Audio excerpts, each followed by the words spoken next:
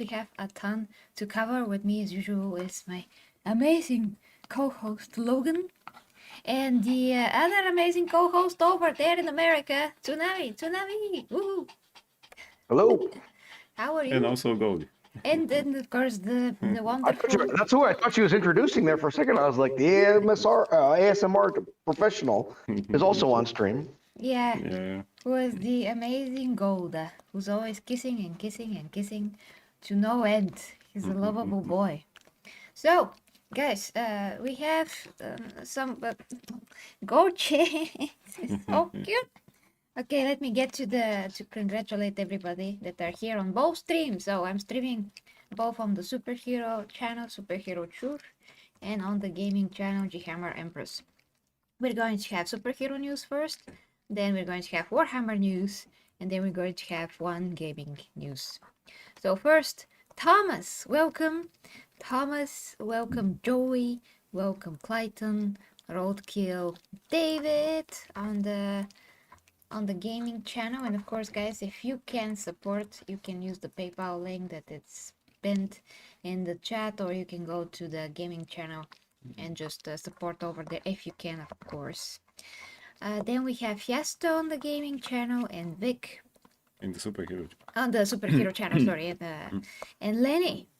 And Furious Dan. Hey, Furious Dan, it's kind of hard to spot you Yeah, with if it is done, yeah. with the new logo, with the new profile picture. Hail Empress, Hail Empress. All right, so guys, let's continue now with. Did you get Valkyria Winter? Are you guys on live chat? Oh no, I didn't Oh. see it. Okay, I didn't see Valkyria Winter. Hold on, let me switch. Ah, here it is, yes. Oh, Valkyria Valkyria Winter, Winter, yes. hail. Hello. Futo Tam and Skull. Just gotta say Skull because Skull. there's no Futos in here. Okay. Oche, It is only gold. you're amazing, but you have to start, my Yeah. dear boy. People will start thinking that we're using him as a prop. Well, no, he just But wants he's to. here as a co-host. Yeah. Yeah, he just wants to get in my lap like every time. He's just like so fluffy and lovable, and Yeah. he's amazing. Also, he feels so much better. And Yeah, really. Yeah. A lot better. his castration is almost healed completely down there. There's almost no signs of it by this point, so he's just doing great. And as we say here in Bulgaria, poo poo, Poo-poo. which means anti-jinxing. You Yeah. know, when you want to prevent something to be jinxed, you say poo poo. Poo-poo. So yeah, funny stuff. Okay, guys, let's focus here because we have 5 news and we have to go over them.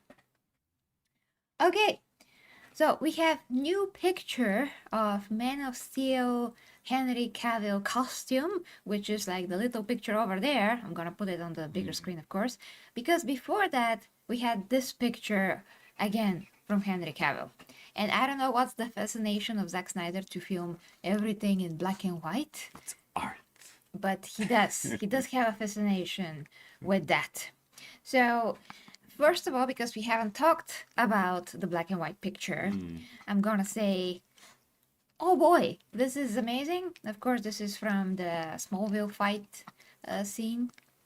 So technically, Oh, yeah, well, it Smallville, was in yeah. Smallville, yes, exactly. So technically, we have seen a version of this picture. It's just not exactly that, but okay. I mean, it's another picture that Zach is trying to, well, prompt us to be excited, so to speak. Yeah. And the other picture is never before Never seen. And the other picture,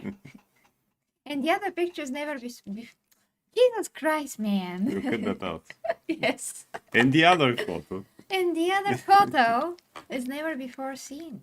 Picture, it's a test costume actually for Man of Steel. So I'm gonna make this bigger, like this. Oh, he's so handsome and cute and super young here. Isn't it sad when actually your test costume looks way better than the official costume of Superman 2025? Yeah, of course. I mean, Right. there's this line for the shoulder that goes straight to the bicep, which is pretty damn cool. It's a bit more alien that we used to, so basically they decided to, clean it out and whatever. But now we have an article from Cosmic Book News. So we're gonna take a look at the article.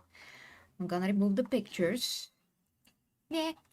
Yeah. And here we go. So, Tsunami, read the article. Zack Snyder shares early Henry Cavill Superman costume test from Man of Steel. Zack Snyder has shared yet another image, a new image of Henry Cavill as Superman, this time revealing an early Man of Steel costume test taken before the suit was finalized. Posting the black and white photo to Instagram, Snyder explained, quote, "Before the suit was finalized, an early Man of Steel costume test shot on 4x5 black and white Polaroid. The image shows Cavill in a stripped-down, prototype version of the Superman suit, highlighting the texture and emblem work that would later be refined for the final film. A rare look at Superman before the final suit. The newly released image offers fans a rare behind-the-scenes glimpse into the development of Superman's look for Man of Steel.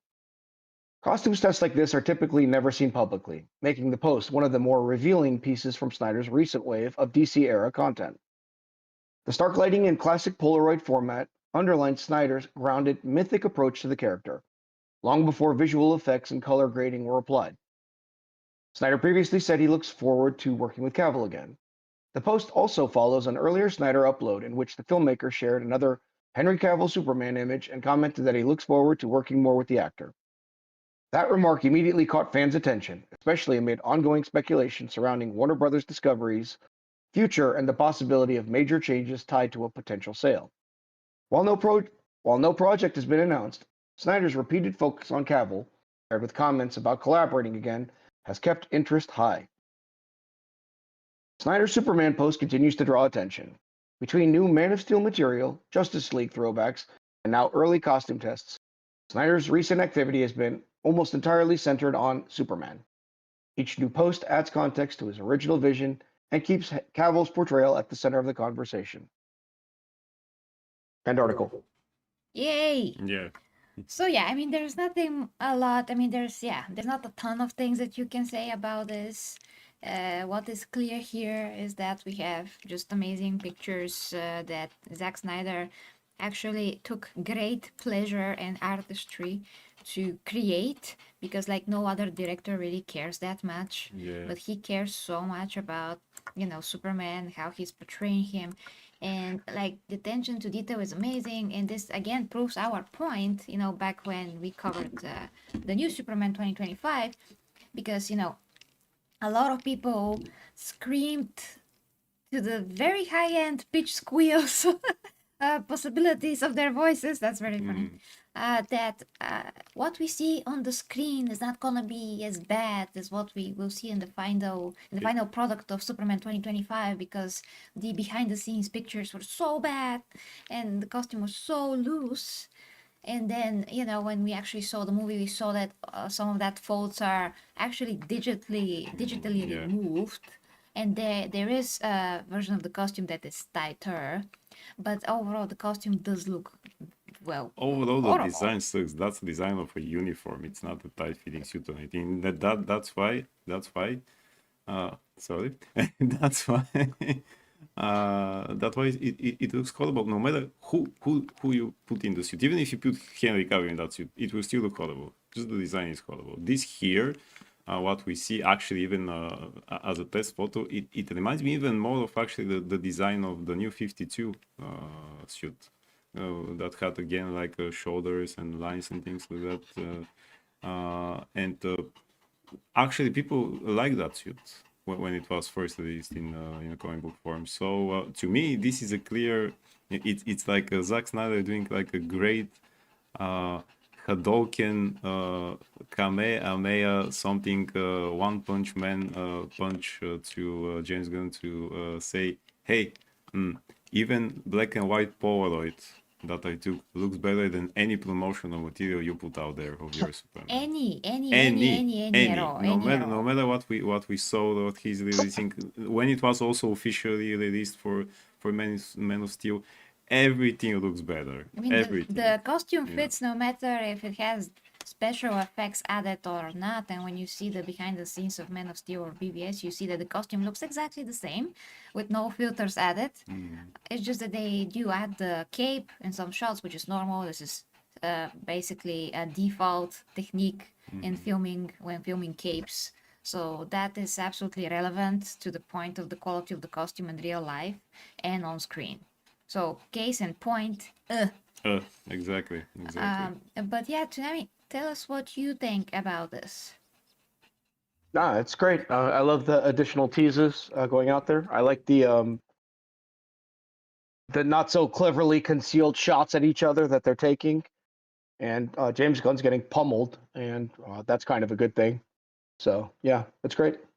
Absolutely. So, yeah, guys, I mean, I think this is epic and we're actually getting rewarded. We are getting rewarded for being great fans of what Zack achieved, because we actually see the meaning behind a lot of the things that happened in those movies, although they're not perfect.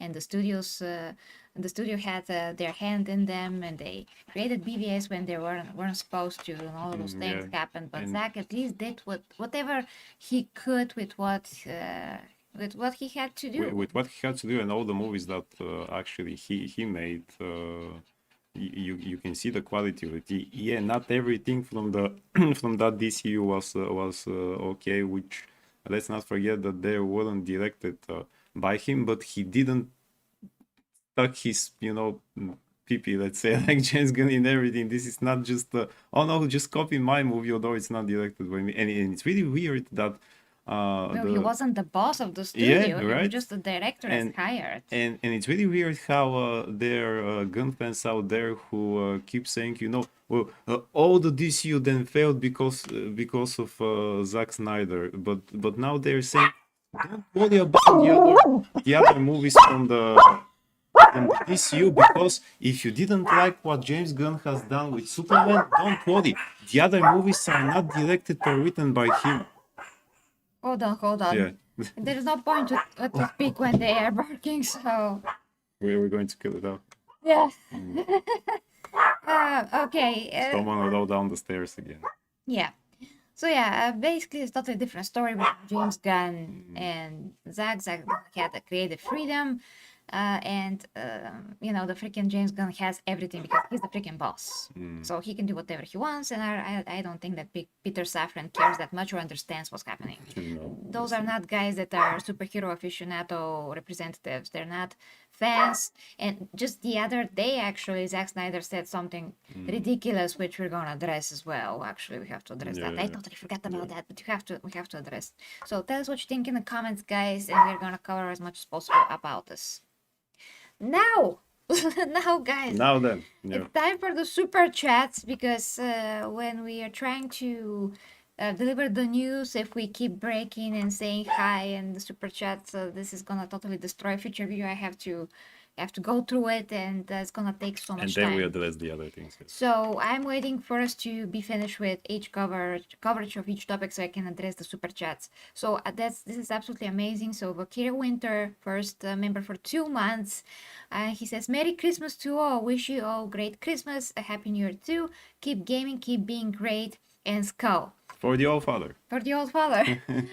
Thank you so much, Valkyria Winter. Thank you so. And actually, because we do have a Warhammer topic about the Space Wolves later, and that's kind of like in your domain in terms of, Space Wolves, Vikings. We're going to talk about what happened there in Warhammer.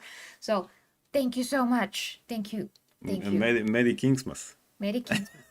And now, absolutely legendary, super shocking. Yeah, I was going to mess up my lines there, Clayton. Yeah, I was like... I just saw that. I was like, what happened? Amazing, dear Amazing, Clayton. Amazing as always. So, dear Clayton, for the 1000 Zar, which is 100 level. 100 level. Thank you so much. Thank you.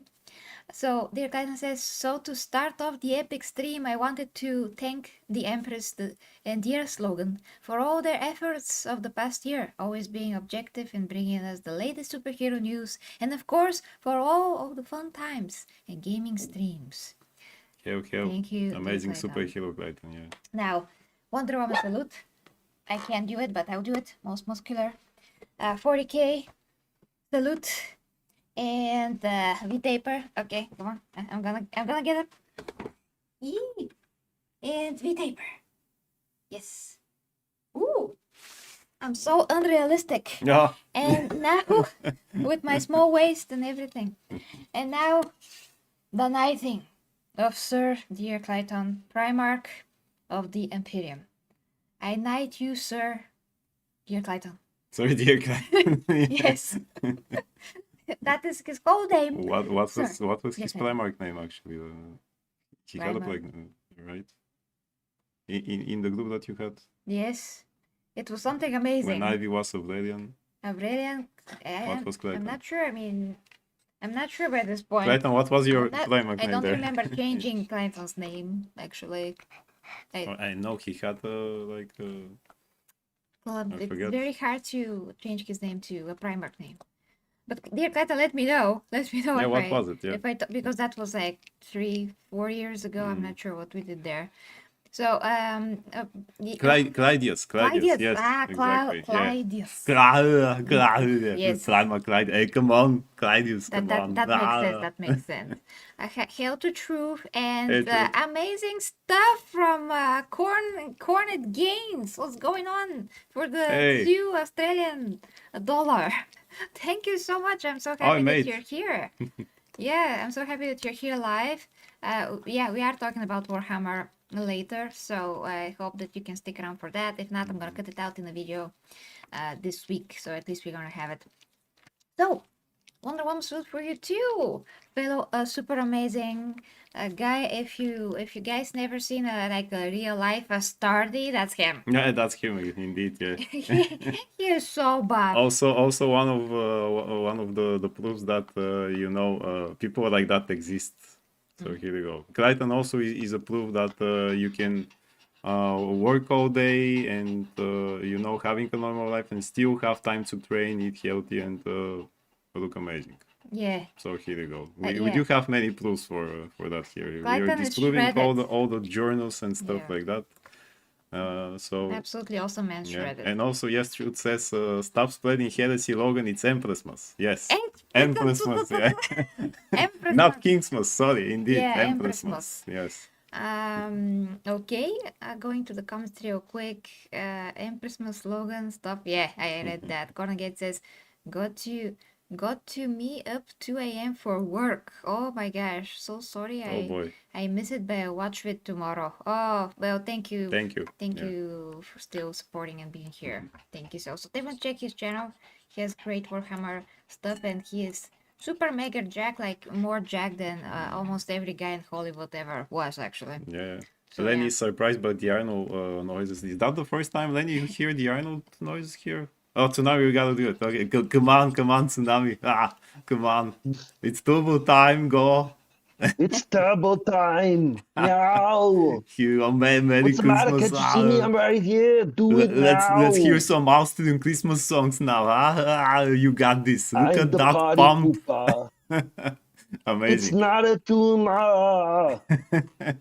Here we go. Put that cookie down for disgusting. Who says Udribre? Udribre, hey, disgusting Exactly. over on the gaming channel. Thank Hey you Vic, so you much. said you said you used to be a comedian, Vic Martino. Have you ever done like impersonations and stuff like that? Or that would be amazing. Cool. Yeah. It really is Empress Mas, but we gotta move on. We have to don't move we? on, guys. We have news. Hey, Skano, hail. And Hey, once Kano. again, dear Clayton, this is absolutely legendary. Absolutely. Thank you so much for the No. Imperium. Thank you. I'm gonna thank you more later, so more thanks to come. Okay, so we have 2 more superhero news to cover, and let's go. James Gunn, Superman, and Brainiac. Why this will further split DC fans? So apparently Brainiac has been cast, and this casting is very weird because the guy is an actor that nobody freaking knows. He's a European guy, it seems, and this seems to be also tied to budget restraints. So James Gunn just wants basically an actor that is good, because I'm sure this guy is good. But at the same time, he wants to not spend much money for famous actors. Yeah. So let's just read this very quick. James Gunn has officially confirmed Lars Eidinger as Brainiac, the main villain of Man of Tomorrow. And while the character is one of Superman's most iconic foes, the decision should be raising red flags among DC fans. Not because of Brainiac himself, but because of how Gunn is likely to use him. Brainiac fits Gunn's ideological storytelling. Brainiac isn't just a physical threat, he's a cold, calculating authority figure who believes logic outweighs emotion and tradition. That makes him an easy vehicle for Gunn's familiar themes. Elite systems are corrupt, institutions are dangerous, and those in power cannot be trusted. Rather than being a straight sci-fi menace, Brainiac is positioned to represent technocratic control, cultural erasure, and quote-unquote knowing better than entire civilization. That matches the way Gunn has been telling stories across the DCU so far. Superman as commentary, not myth. Brainiac as symbolism, not mythology. Classic Superman stories usually place Brainiac at the center of a clear conflict. Preservation versus destruction, legacy versus domination. Brainiac threatens history, culture, and life itself, while Superman fights to protect what came before and what still matters. Under James Gunn, that conflict is likely to be reframed as commentary rather than myth. Krypton reframed as flawed, not tragic. Instead of Krypton being a noble civilization lost to tragedy, expect its legacy to continue to be portrayed as flawed, outdated, and disposable. Superman is shown turning away from his family heritage and focusing more on his own choices and feelings than on the values passed down to him. Jor-El and the rejection of legacy.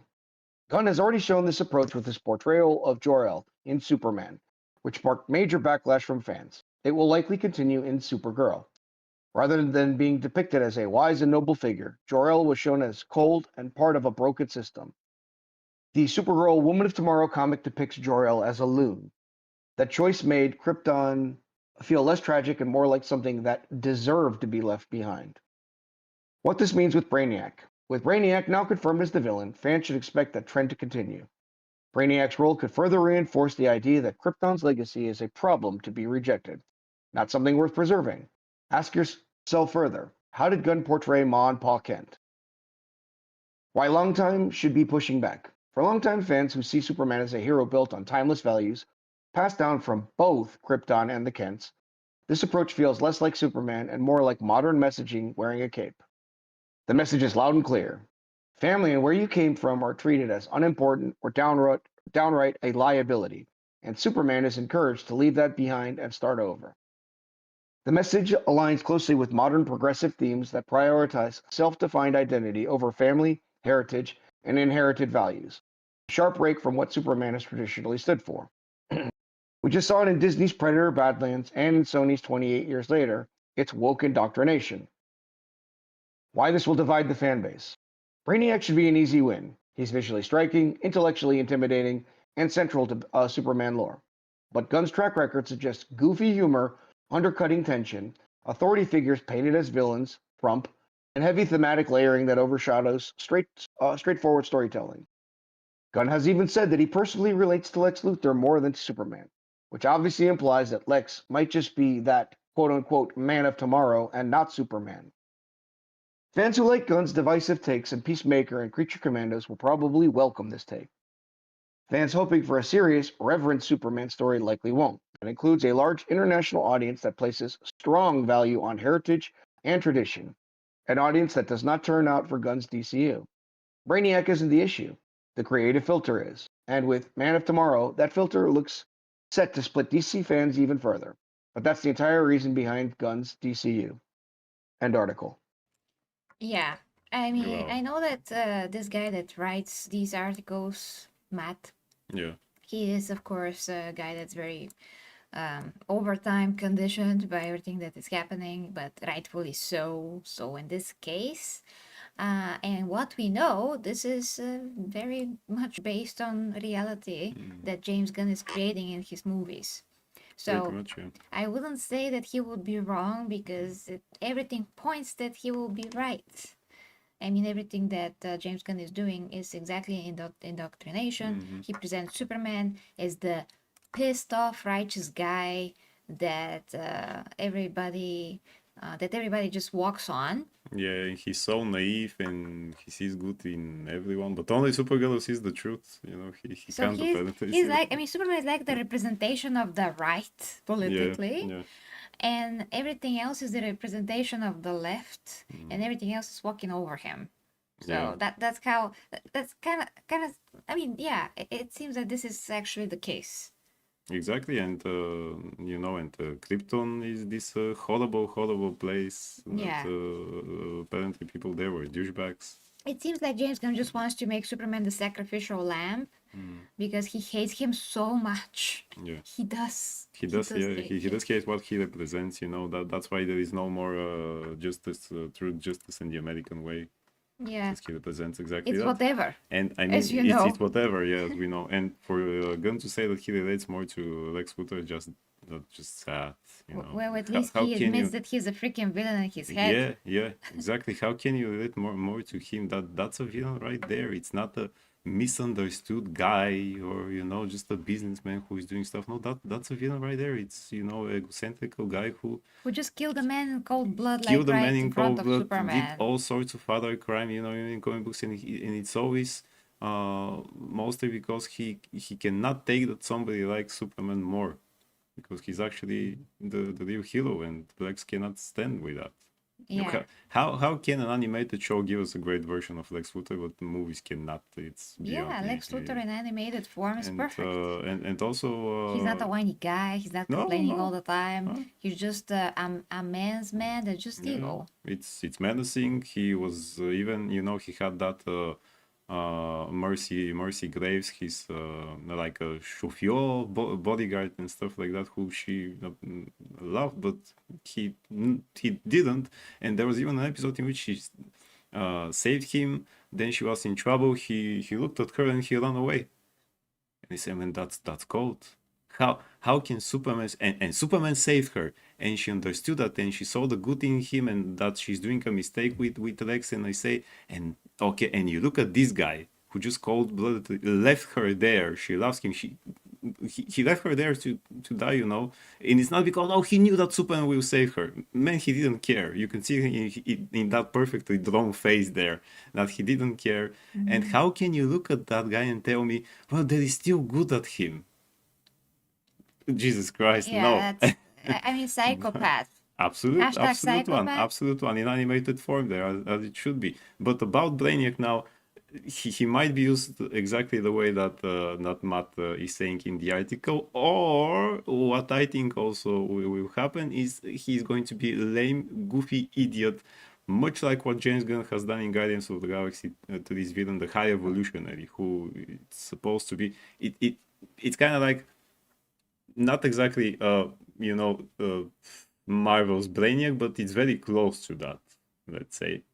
Not in Marvel's terms Brainiac. of yeah, well, Interesting. it's like a version of that, But this picture, it looks exactly like Lex Luthor right No, there. right, exactly. That guy's gonna be perfect for Lex Luthor. Well, because originally the original design of Brainiac, who was looking like a bald guy before he puts those things on his head, but the green cover, it was inspired by early Lex Luthor, who was just a mad scientist, who was bald. So most of those villains were inspired by one image anyway. Yeah. But I think he made the High Evolutionary goofy idiot in Guardians of the Galaxy 3.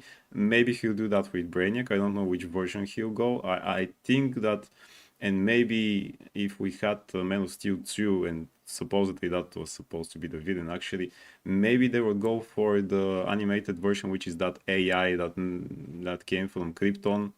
So that makes sense. That's again a way better version than any comic books, actually, to make him the AI of Krypton, who knew what was going to happen but said, nah, I'm just running away here and collect all the info and then come to different worlds and collect the info and destroy them. And that's great. And you give him connection with Superman. I don't know if they go with that. Maybe they'll decide that's the goofy villain who just flies around and collects the data. I'll tell you one thing, Yeah. You know what's the bottom line? Yeah. The bottom You line want to is be that dumb? nobody fucking cares, Yeah. excuse my language, Yeah. because they already ruined Superman. They will ruin Supergirl. I mean, he's already ruining Supergirl just by picking the story from the comic books that nobody cares about, that presents Superman like a piece of trash, that eventually is gonna rise up and fight.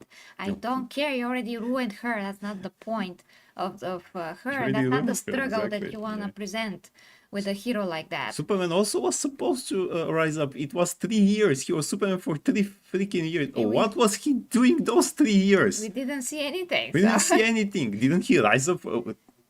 Jesus Christ, no moments of him, being heroic and just No. drinking soy milk and complaining about hashtag super shit. Yeah, that's exactly what he did. Jesus Christ. I mean, if James Gunn only put a freaking cool montage like they did in Fantastic Fantastic Four, Four, yeah. so we can see what Superman did for those 3 years, this will make the movie at least much better because you're Yeah. gonna see Superman being triumphant for a bit. Yeah. But we haven't seen that. So he deliberately skips everything that makes him Superman. And at the end, he just presents him, like at the very end of the movie, he just says, Lois, like Miss Lois. And that's the only Superman, moment that we yeah. saw in the whole freaking movie when he said Lois. I'm sure that at this moment, Gunn turned his back and said, "I'm going to the toilet," and everybody, let's shoot it now. Shoot the scene now, so we actually have a real Superman. He's not here. Jesus Christ! And So anyway, I don't care who this actor is. No. I don't care what's happening in the movie. Doesn't This is matter. not Superman for me anyway, so I don't care. I just don't care anymore. No, I'm gonna care when we eventually No. have a real Superman somehow, some way. I always Hopefully. wanted to see a good Brainiac on a big screen, but I already have a good Brainiac on small screen from the animated show. They have done several Brainiacs in some of the other shows. I mean, there was Brainiac, I think, in Superman and Lois there was a version. In Smallville there was a version. In what was it? I think in with the one with Dean Cain they didn't have one, but in freaking Krypton, the show about his grandfather who nobody watched, there was Brainiac there, and everybody was like, "Oh, there is Wobo and his ass there, and Brainiac," and they say, "Man, who cares about that show? It's about his freaking grandfather." Yeah. But who anyway, cares? much like us, I don't care about that movie. I don't care about Brainiac, as you said, because they already ruined Superman. Why would we care? Even if you put Brainiac, Mongo, and Darkseid in one movie together and say this is a triple threat movie, I say, Yeah. who is going to fight them? Your soy boy over there with the big trunks? Yeah, eh. it's like what? I'm absolutely jaded about this at this point. We just got, I mean, we are covering the news, but we Yeah. don't care anymore. No, so no. that's exactly how I mean, it he's is. going to put his boot on. We know that he's gonna bend over all the freaking characters. James Gunn, that is, He's going to bend them over. and he's gonna Yeah. have them very, very, Exactly. very brutally. Yeah. So we know that. But by the way, just to say about the quality of everything, 'cause there was in the article that for the people who liked Creature Commandos and Peacemaker, Creature Commandos actually was a couple of days ago was dumped. The whole season was dumped on YouTube for free Yeah, because nobody wants from to. HBO Max. That should tell you something. Yeah, They're trying to make some money of views at Yeah, least, right? And even for free, I ain't watching that. No, you know. we're not gonna watch, especially our Bulgarian actress trying to play a very young girl that's supposed to having a sexy with this old guy, Jesus Christ. Rick Flag Sr., who looks just like James Gunn And for she some looks like reason. his wife. And she looks like and there's literally, I mean, they literally made a huge point on Twitter that she had to film. I mean, she had to record the sounds of the sex happening. They made the well, news about that. I high- mean, James Gunn did. High James Gunn point did. in our Academy nominated actress. She was Academy nominated, by the way. So I mean, we we're are very proud of her. That's the biggest success in Bulgaria we all have, and I still have students who don't know about her and tell her, "Man, at least that you have to know at least that." Yeah. Jesus Christ, come on, people. Please, yeah, she's the only Hollywood actress that we have. Yeah. Maria Bakalova is her name, by the Absolutely, way. yeah. That is in Guardians of the Galaxy Christmas special. She was the dog. And in three, she's the dog there too. Cosmo. Cosmo. Oh yes, she's gonna be in the future DC movies. DC something. Projects. Supposedly. Yeah, and of course she's the girl from Borat too. And that's why she was nominated, actually. And other things that I don't know. I mean, other like horror stuff, whatever it is. Yeah. She's in a lot of movies, actually. Pretty much, yeah, a lot. And then for some reason, she went back to Bulgaria and filmed a movie here. I don't know why. Yeah. I'm like, what are you doing here? Get out of here. She was at Comic Con too. Yeah, she was in our Comic Con, but we didn't go because, yeah, I mean, we probably never gonna get to her anyway. But anyway, No point. Yeah. Tsunami, sorry, we just went on a super long rant. Logan, please. We have Yes. to stop ourselves because we don't have that much time. Speaking Brainiac, they ruined We Brainiac. we Sorry. need more time for the other things. Yes. Please. Okay. Go Tsunami. Go Tsunami. Stop us. Stop us, yeah. What do I say after all that? But no, I guess the only thing really to say, I think you guys already hit it. James Gunn loathes not only Superman but heroism in general, like those types of grounded characters. And being a Hollywood elite, he's absolutely going to shit on the Midwest upbringing of Clark and Krypton. He's going to take every opportunity to go ahead, shove his fucking political fucking ideology into everything, and absolutely do what he loves best. He's going to try and cuck him at every fucking moment. And it's so hilarious that this person who openly is like a cuckold wants to try and cuckold another side for like political fucking points. He's such a fucking pathetic motherfucker. And well, you guys already said everything else, so I'll just leave it at that. Okay, all right. Is there Yeah. anything interesting? Okay, before I say that, yeah, guys, definitely comment down below and let us know what you think. Now, is there any interesting in the chat, guys? At least, I mean, sorry, I mixed up all languages. Tsunami. Are you guys reading chat or am I? Like you guys read chat last time, so I got thrown off. Sorry Oh, about really? that. It Oh, was okay. it was because of the super chats. That's why. That's why. But now we can read Yeah, it. there's a couple things. Iskano says me looking at Horace using this type of logic. I know he killed millions, but they're as good at him. We see who you're friends with.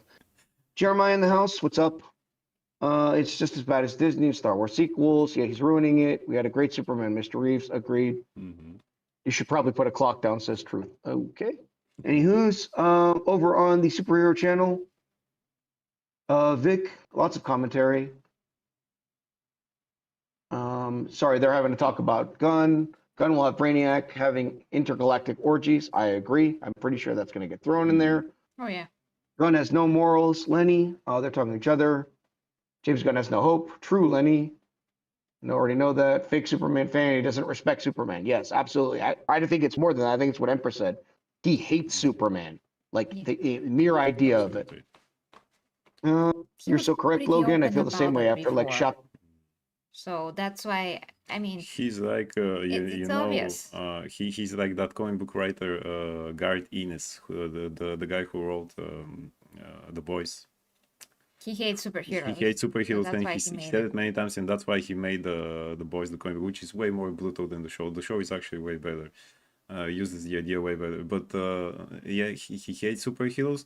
That's why he can write. Maybe tonight, maybe you have read his run on the Punisher, Garth Ennis, Did, the yep. Punisher. Yeah, well, that's okay because he understands that character. But superheroes with powers and stuff like that, no, he said I hate those guys with their clothes and the capes and the everything they stand for. And I say, man, you just lost me as a writer. Yeah. Anyway, He's probably inner psychopath so himself. I'm absolutely sure that if James Gunn meets Garth Ennis, just like with Tom King, he say, "But that's my holy trinity here: me, Garth, and Tom."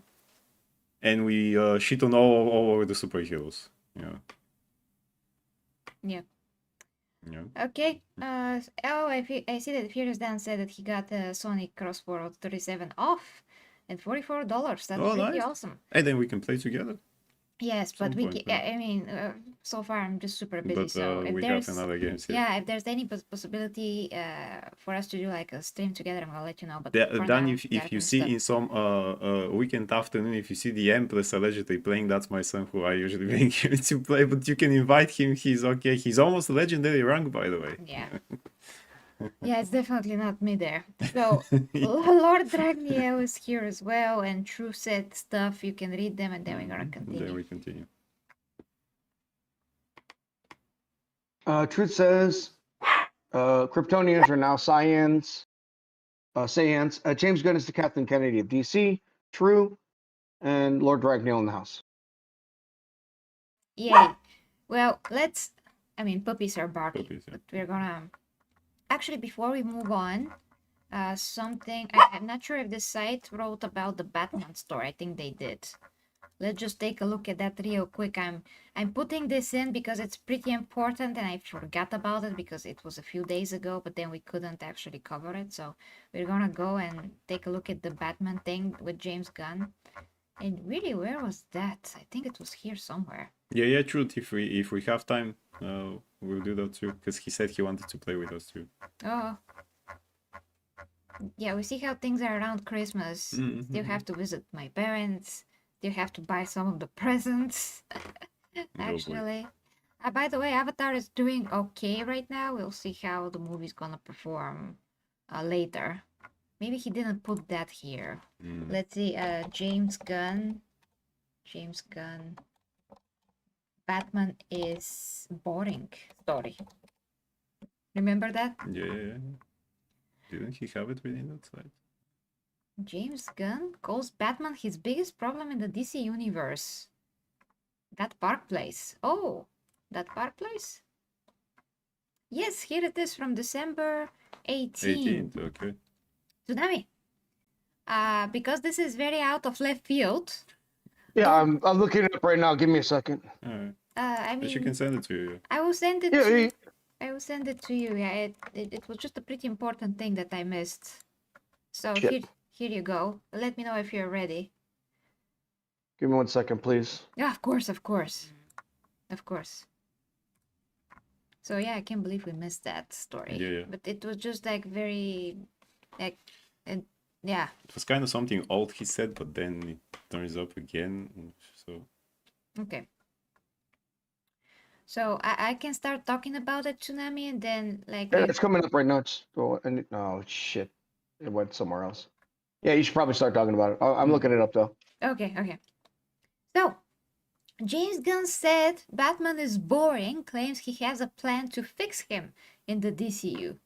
And here we go, guys. If this doesn't turn more people against James Gunn, because now he's gonna try to F Batman in the ass, just like he did with Superman, I don't know what will.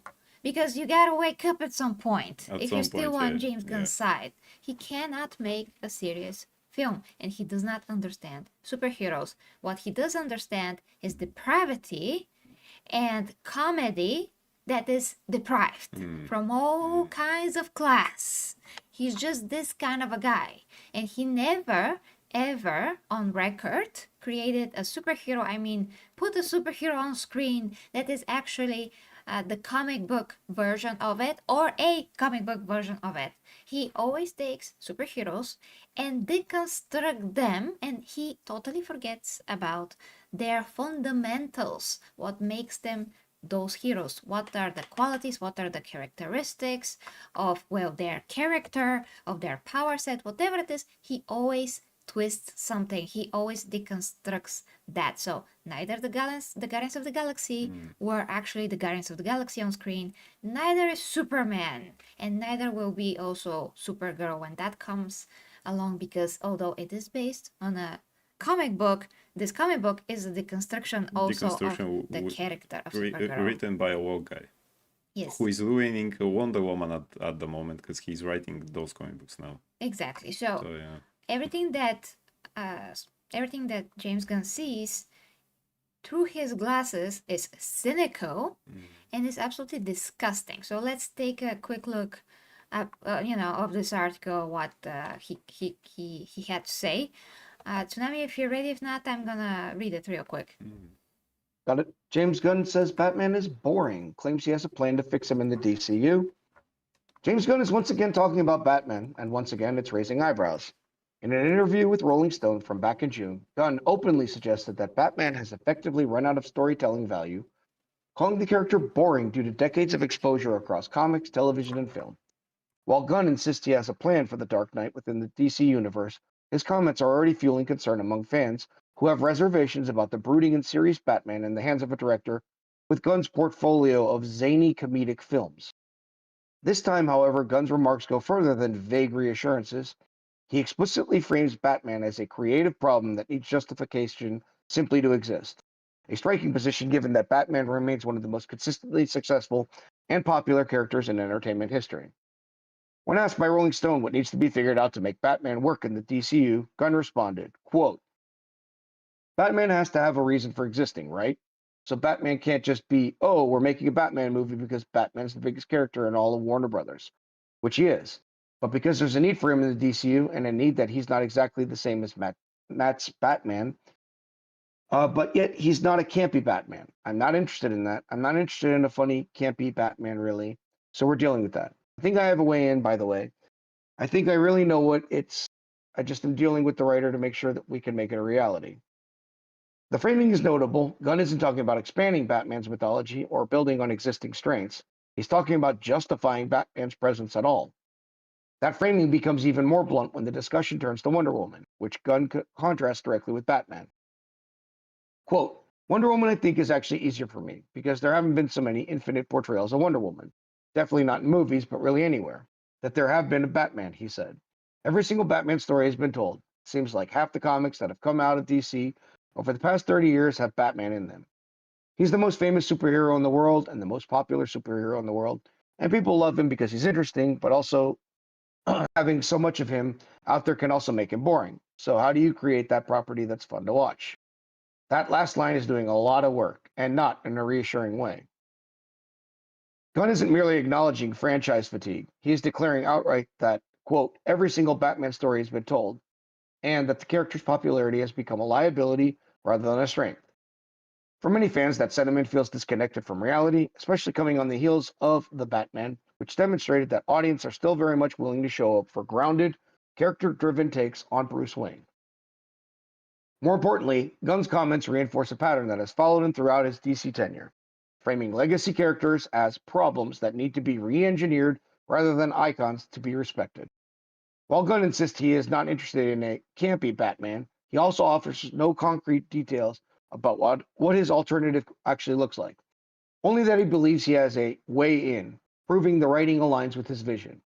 That lack of specificity is unlikely to reassure a fan base already wary of sweeping creative resets and long development delays. There is also an underlying contradiction in Gunn's argument. Batman is described as both boring and indispensable, the biggest character Warner Brothers has, yet one whose existence now needs narrative permission. That tension raises a fundamental question. If Gunn truly believes Batman has been exhausted creatively, why is he the one tasked with reinventing him? For longtime DC fans, the concern isn't that Batman needs another reinvention. It's that Gunn seems determined to deconstruct what already works in favor of a theoretical solution that exists only on paper. At a time when DC Studios is still trying to regain audience trust after years of instability, publicly labeling its most reliable character as creatively spent is a risky move, especially when the promised fix remains undefined. Whether Gunn's plan ultimately revitalizes Batman or becomes another example of overthinking a proven formula remains to be seen. For now, what's clear is that Gunn isn't approaching Batman from a place of reverence, but from a belief that the character himself is the problem. And for many fans, that's the most troubling takeaway of all. End article. Okay, Okay. I'm just beyond myself. Like, Speechless. Yeah. what? Okay, I was under the impression that he was interested in the campy Batman because Mm. that is exactly what it seemed, and I think he said something about that before. I'm pretty sure he did that. So this is kind of confusing for me that all of a sudden I'm not interested in the campy Batman. But yeah, he is contradicting himself Once again. once Yeah. again because okay, first of all, I do not agree that Batman is like the biggest hero of DC. No. That's freaking Superman. I mean, of course, Batman is there. I think they're like at the same spot, but Superman didn't get as much as movies. Allegedly, exactly. He didn't Allegedly, get as Batman, much as exposure. Batman is the most popular and the most exposed one because you know the show from the 60s is actually that started everything. So That was like 2 generations ago. Yeah, but I mean that made him popular. Outside of comic books, that's actually the version that most people grew up with, and they saw him outside of comic book, and then it started with the big movie. He was the second who actually had the movie. Superman had the movie first, but it's as if that movie with Michael Keaton, it's as if it has bigger names like Jack Nicholson. Maybe that's why it was the big boom and everything else. And then the animated show was first, and it just keep on loading and loading and loading and loading. Yeah, sure, So but probably because of that. But I do think that Superman is the greatest. For not only for DC, but any I comic mean, book. he's any the comic first. book. He's He is all the the ideas first put with in the one. superpowers put in one. Yeah. That's So not the only thing. When you show a grandma on the street the Superman freaking logo, she she knows that's knows. Superman. She knows But if you exactly. show her Batman, there's like, I mean, And there will be a 70, couple of seconds. Yeah. 70, 30 seconds, 70, 30, if she's gonna guess what that is or not. Like my mom, my dad, they both know Superman and Batman. But if you show somebody older, like, because I am taking care of a woman every Saturday, a very elderly, amazing woman. But she's like, when I say Superman, she's like, Superman, of course, Yeah. Christopher Reeve. My mom also knows. This Yeah. is, you know, that, yeah. and she's 90. She's 90, okay? So, but yeah, when I show her Batman, she's, what? So it's totally different, the recognition potential across the generations between Batman and Superman. I mean, not totally, but it's enough different. Yeah. So we can say that Superman is the most iconic, and Most Batman iconic, yeah. is still there. So he's still like number one. But again, along with Very Superman, close. I wouldn't put them not at number one. They both should be there. So once again, he speaks out of line somehow, And because he always because does. again, he doesn't understand the character. How can you say that he's boring and that all the interesting stories were told? When? If you're such a good director and writer, wouldn't be, first of all, yeah, but really, if you're such a good director and writer, wouldn't be able to find a way to tell a story, you know, I mean, and being true to the character. How did the guys who made the animated show did it for 4 freaking seasons? And they continue with Justice League. They even created Batman Beyond, continuing the things with a brand new guy, and still the old Batman was there. I love Batman You know, Beyond. so how did they find a way to do that? You know, when the studio told them we want a teenager Bruce Wayne, they said, now, wait a minute, Mister, that right there, Mark just happened to be a good and they said, no, we can do something totally different. We'll keep Batman there, but not going to make it a teenager. You will get your teenager, but he's going to be a totally different guy trained That's by how the you old do Batman, it. and that's how you That's do how it. you do And you keep finding a way. And we had great stories even in comic books. Sure, some of them now are shit because Tom Because King and today's other, times. but there's still writers who can do a good job with that. Okay, we have to stop Yeah. rambling. So I just want to focus on a few things, and then we have to move on. So Batman has to have a reason existing, right? He hasn't freaking James Gunn, in the corner, like go there He has a and turn freaking around. reason. You're Just the fact grounded. that Superman and Green Lantern are there doesn't mean that he cannot exist. He still, you know, fights for his city, fighting crime. I just can't You know? with this guy. So in the corner, turn around, you're grounded. Batman lives in one of the worst cities in DC. It's called Absolutely. Gotham. James Gunn. James Gunn, hello. So the crime there is rampant, and only Batman is, I mean, suitable for that. He has the psyche to deal with all those things. He knows the city inside and out. He's exactly the guy for the job. Okay, it's a very bad city. So, you know, Gotham is not a city where any other hero will make it as a priority. It has to be Batman. This is his city. So there's no other reason or justification needed. There's a Gotham, there's a Batman. That's Yeah, it. there is crime. He can still be around for anything else that's cosmic, not cosmic, who cares? But his main goal is to protect Gotham because he's only one man. Although he has many technologies, he doesn't have superhero abilities. So he has to use his technologies and his superhero abilities and his intelligence. So this is only keeping him basically based on this city. So this city needs help. We need a superhero. It's Batman. That's enough. There's no That's need it, yeah. anything else. There So is that is retarded.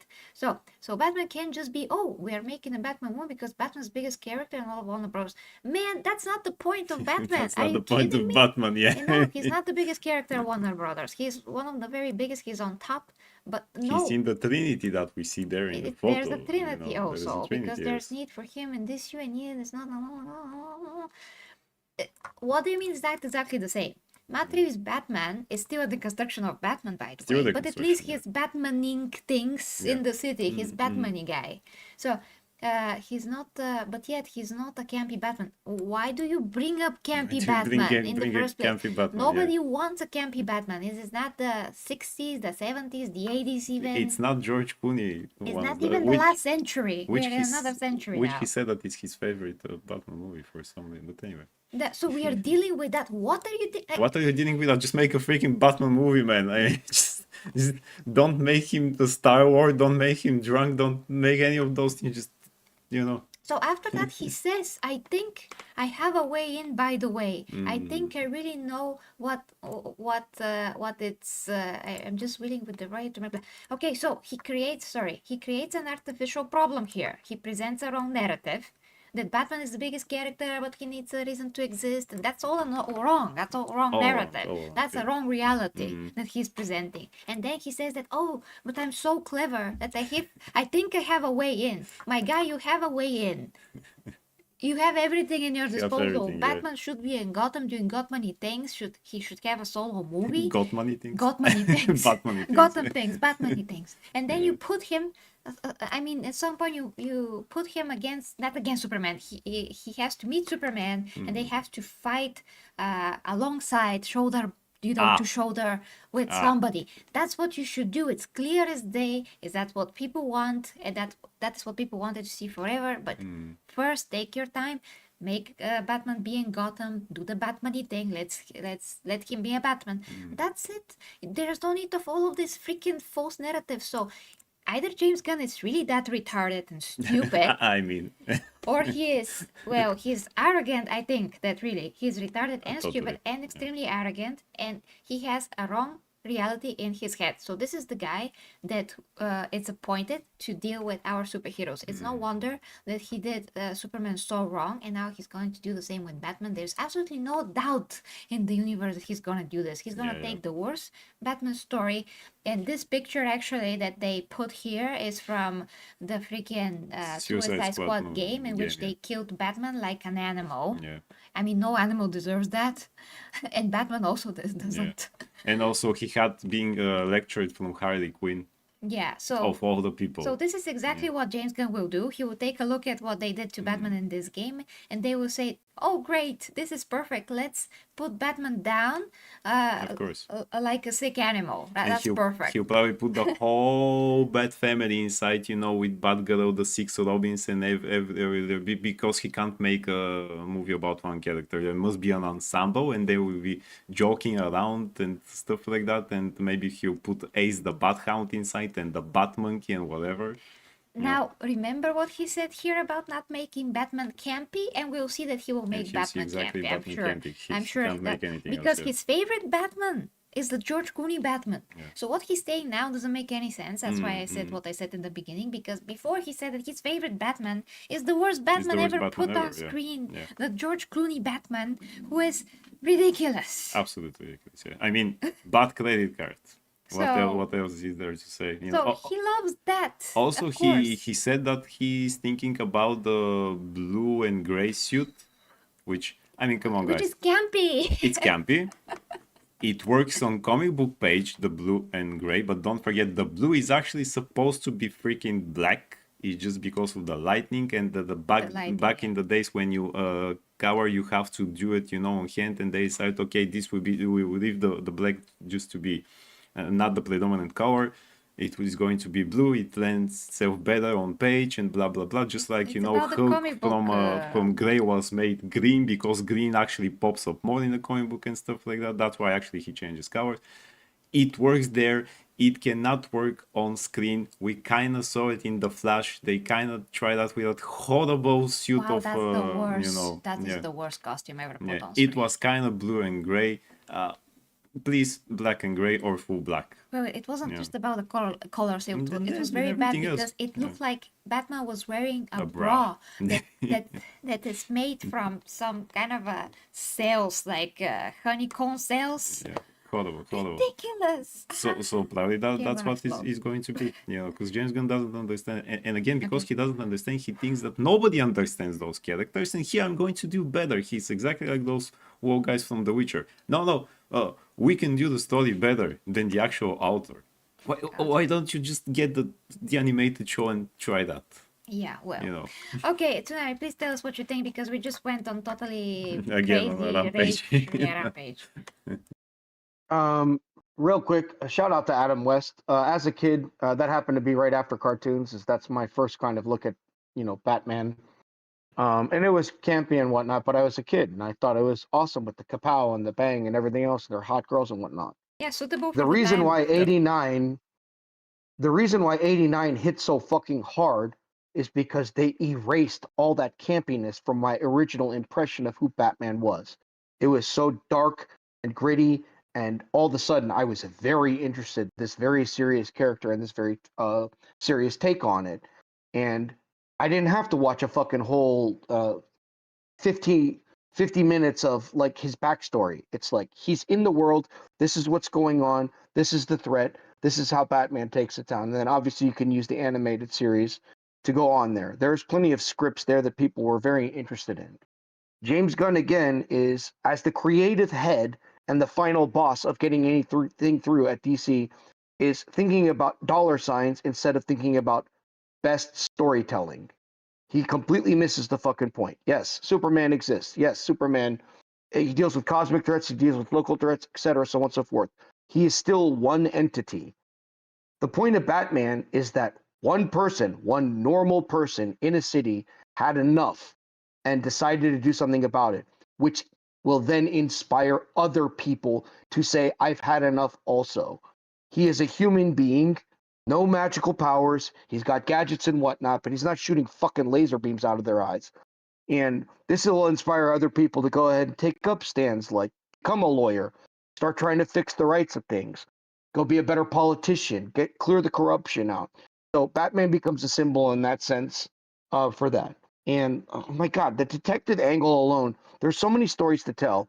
And this retard, like he literally gets paid for his creativity, and this retard can't figure out what to do with it. It's ridiculous. Absolutely. Absolutely, yeah. Okay. Let's get to the chat real quick. But guys, you tell us what you think in the comments. This is important. I'll never like go to Twitter and directly text to James Gunn because so many people do that already, Yeah. and that's so stupid. I wouldn't do it. I mean, to me, it's stupid because I have other things to do.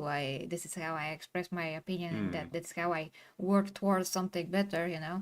With doing these streams. But usually, if you don't agree, and if you have time, you may want to say so, but he's never gonna listen. Probably not. Yeah. It's no point. But just tell us what you think in the comments. So, chat time. Showbiz, I. James Gunn needs to incorporate Matt Reeves, Batman, into his universe to stop this two separate Batman BS. True. Clinton says, God, now Batman will have orgies in his mansion. Most likely. Batman, the Batcave will become the Soy Cave. Jesus Christ. Probably. Charles Land in the house. What's up? DC Hey. should have never hired James Gunn. Agreed. Showbiz continues. Sad thing is Netflix is okay with this vision, and I don't see them replacing anytime soon. See about that. Valkyria says Wonder Woman has had shows, anime, and a few movies, yes, but she has been around like her comics. Yeah, handling a woman like that, oh, I'm sure there's tons of arguing about how to handle that shit. But anywho's. You mean fun for the modern audience to watch. Yep, true. Valkyria, Batman was quote-unquote funny back in the very early days. In the old shows, yes, but then turned more darkish in the 1980s. True. Who watches The Watchmen? Anyways, Jeremiah in the house. What's up? Mr. Gunn is pathetic and deranged. You wouldn't understand what a superhero means if any of them punched him in the face and he was to fly to Antarctica. Gunn, oh man, that chat. Sorry, chat jumped on me. Give me 1 second. I'm trying to catch up. Okay. Okay, Lord Dragon in the house. You should have heard the 80s Batman. Truth, why this generation like. I wanted to say something to that. So I am showing the logo of Batman. That's the point. When you show the logo of Superman, which is universal, of course there's changes that we had to the movies, but when you show like the regular logo or whatever, even if you show the Man of Steel one, everybody's like, this is Superman. But when you show like Batman has different logos actually, like different bats that have different shape, whatever. Just by showing the logo, people don't always are like, oh, this is Batman. Yeah, well, I mean, you gotta to work. You gotta have to show them, the yellow ellipse with the bat inside. So I don't need to show any actor that played Superman. I just need to show the logo. That's the point, and that's even better than showing the actor. Because even like I said, she's 90 and she can recognize the logo, but the first thing that comes to her mind, of course, is Christopher Reeve, because that is the movies that she watched when she was younger. So that's normal. I mean, she also knows Henry Cavill, but she haven't watched the movies, because if she wants to watch the newer movies, I have to be the one to bring those movies to her, and I have to play them because she couldn't find them on her own. But yeah, continue. There's a lot. You want me to keep going? A bit, yeah, because we have to. Hey, sorry, Valkyrie Winter says Superman's the most OP, but Batman is the one that could stop him, as he has a counter for all heroes. Batman's counter is Superman. Got it. Yep, got it. Truth says why this generation likes Batman the most is because Batman comes out as the underdog in the realm that greatly overpowers him, and he compensates it by using his intelligence to even the odds. Adam West. Michael Keaton, Christian Bale, and hell, even Ben Affleck are the best Batmans, says Valkyria. Jeremiah says, yeah, I have the George Clooney Batman movie on DVD, and I agree that it's not the same thing. Where's my Bat credit card?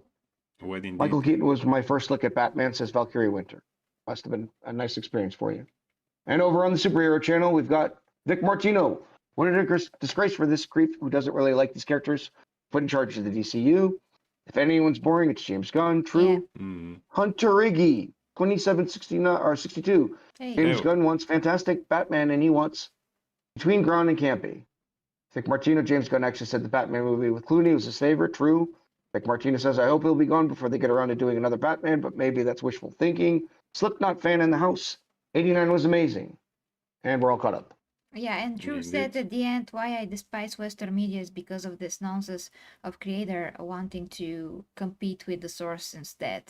Yeah, I mean the hubris. But that's in the recent years, actually. As we say before that, it didn't used to be like that because for example, the guys who created Batman the animated show they love the source material, and they They decided understood that, which is very important. we just need to change some things to make them fit better to the media that we are now, because that's animation. And they said, okay, we'll create, for example, this new Mr. Freeze, which is more interesting than just a guy who is ice themed, or we'll combine the kind of aspects of the different clay faces, because they're actually Several. 3 or several, and they decided, and we will give you this one that is again our take, but it's true to the character. They stuck to the personality of the characters. So you can do your own thing and still be true to the source material, but you have to know it and you have to love it. You can't say, oh, what is this bullshit you're making me do here? I will make it better. Yeah, they were just like people that want to change Warhammer. They want to get into Warhammer, but they don't respect it, that they want to change everything, which you're gonna get to. Exactly. So we're moving on, guys. We gotta move this along. Okay, next and last superhero news, so to speak, of the stream is Zachary Levi explains how the woke agenda is killing Hollywood. So, few days ago, Zachary... Shazam! Yes, so once a few days ago. Jesus Christ, man! This is a video, you know. Go, yeah. You're gonna cut this part out later. No, we keep the Shazam thing. It's Okay, so I have to repeat this. So, Zachary Levi explains how the woke agenda is killing Hollywood. So, a few days ago on the Neurotics channel, Zachary Levi surprised us all by appearing there. I really didn't expect to see such a big Hollywood actor on a YouTube stream amongst some of the people that I watch. So that was pretty cool. And because this was very late, I was able to watch maybe 30 minutes of it while prepping for bed, and he was super based. He has a vision, guys, a really cool vision for Hollywood. He's making his basically his own place, like a studio lot where he wants to host talented people who would be free to create. So it's like an alternative Hollywood place. It's gonna take years to construct. He's gathering funds for that so he can make it. So it's just very interesting. If you haven't seen that stream of Neurotic, you should watch it. It's totally worth it. It's like 4 hours. But it's totally worth it because this guy is a Hollywood actor who still managed to survive in Hollywood and somehow be himself, which is not like he didn't meet hardships doing that, but I'm happy that he still built enough of influence, and he gained a lot of fame, or at least enough so he can actually do something. And that is what you should do. You know, if I was a famous and rich person, you know, which is still not out of the question someday, who knows, I would totally do whatever I can to help other people or animals or people with animals, whatever. I mean, my cause is basically help animals. That's just going to help the people that are trying to take care of them, and pet owners and whatever. Like, my cause is like connected to that because you can only focus on one thing really to truly contribute, and what he is doing is just amazing. So this is exactly what everybody that has any money in the world can actually, should do you should do something like that to change the world, because these people that actually have money and power, those are the people that actually can do that. Yeah, can do this. And as long as you remember where you come from, as long as you keep your humanity and remember what's really important in this world, you can make a difference for sure in this world. So everybody can focus on something and contribute. So what he's doing is amazing. Now let's read the article and see if this guy Matt managed to somehow bring all of that together in the article. Let's see. Zachary Levi is speaking out about why woke storytelling continues to turn audiences off and why it keeps failing at the box office. Appearing on Nerdrotic's YouTube channel, the Shazam star did not hold back, arguing that Hollywood's obsession with agenda-driven storytelling has crossed the line. Zach Levi, audiences are tired of being preached to. Levi said the problem isn't politics existing at all, but how aggressively they're being forced into stories where they don't belong. Quote, ramrodding, lots of agenda that even, by the way, people on the left and in the center are kind of like, I'm fucking over this. Why do we have to have this as a plot point in the story? It makes no sense. It doesn't move anything forward. I'm being preached to within the setting of what should be escapism. Levi emphasized that movies and TV are supposed to offer an escape, not feel like lectures disguised as entertainment. Political messaging versus storytelling. During the discussion, a YouTuber drew a distinction between political storytelling and moral storytelling, something Levi appeared to agree with. The argument is that strong stories focus on right and wrong, choices and consequences, and universal human values. When stories become political instead of moral, they stop engaging audiences and start alienating them. That shift, according to the discussion, is a major reason so many modern franchises struggle to connect with fans. Politics and the Warner Brothers Discovery deal. Levi also suggested politics may have played a role behind the scenes at Warner Brothers Discovery. He floated the idea that political considerations could be one reason why WBD didn't accept Paramount's offer, hinting that ideology may now influence corporate decisions just as much as financial ones. I'm not sure if you want to play it. Yeah, we can play that, okay? You're going to be sound? Yeah, I'm gonna put this on. I mean, the Ellisons, they're Trump friendly, I guess, right? So, and maybe that's part of the reason why Warner Brothers didn't go with the Paramount offer, even though it was more money. I don't know. Yeah.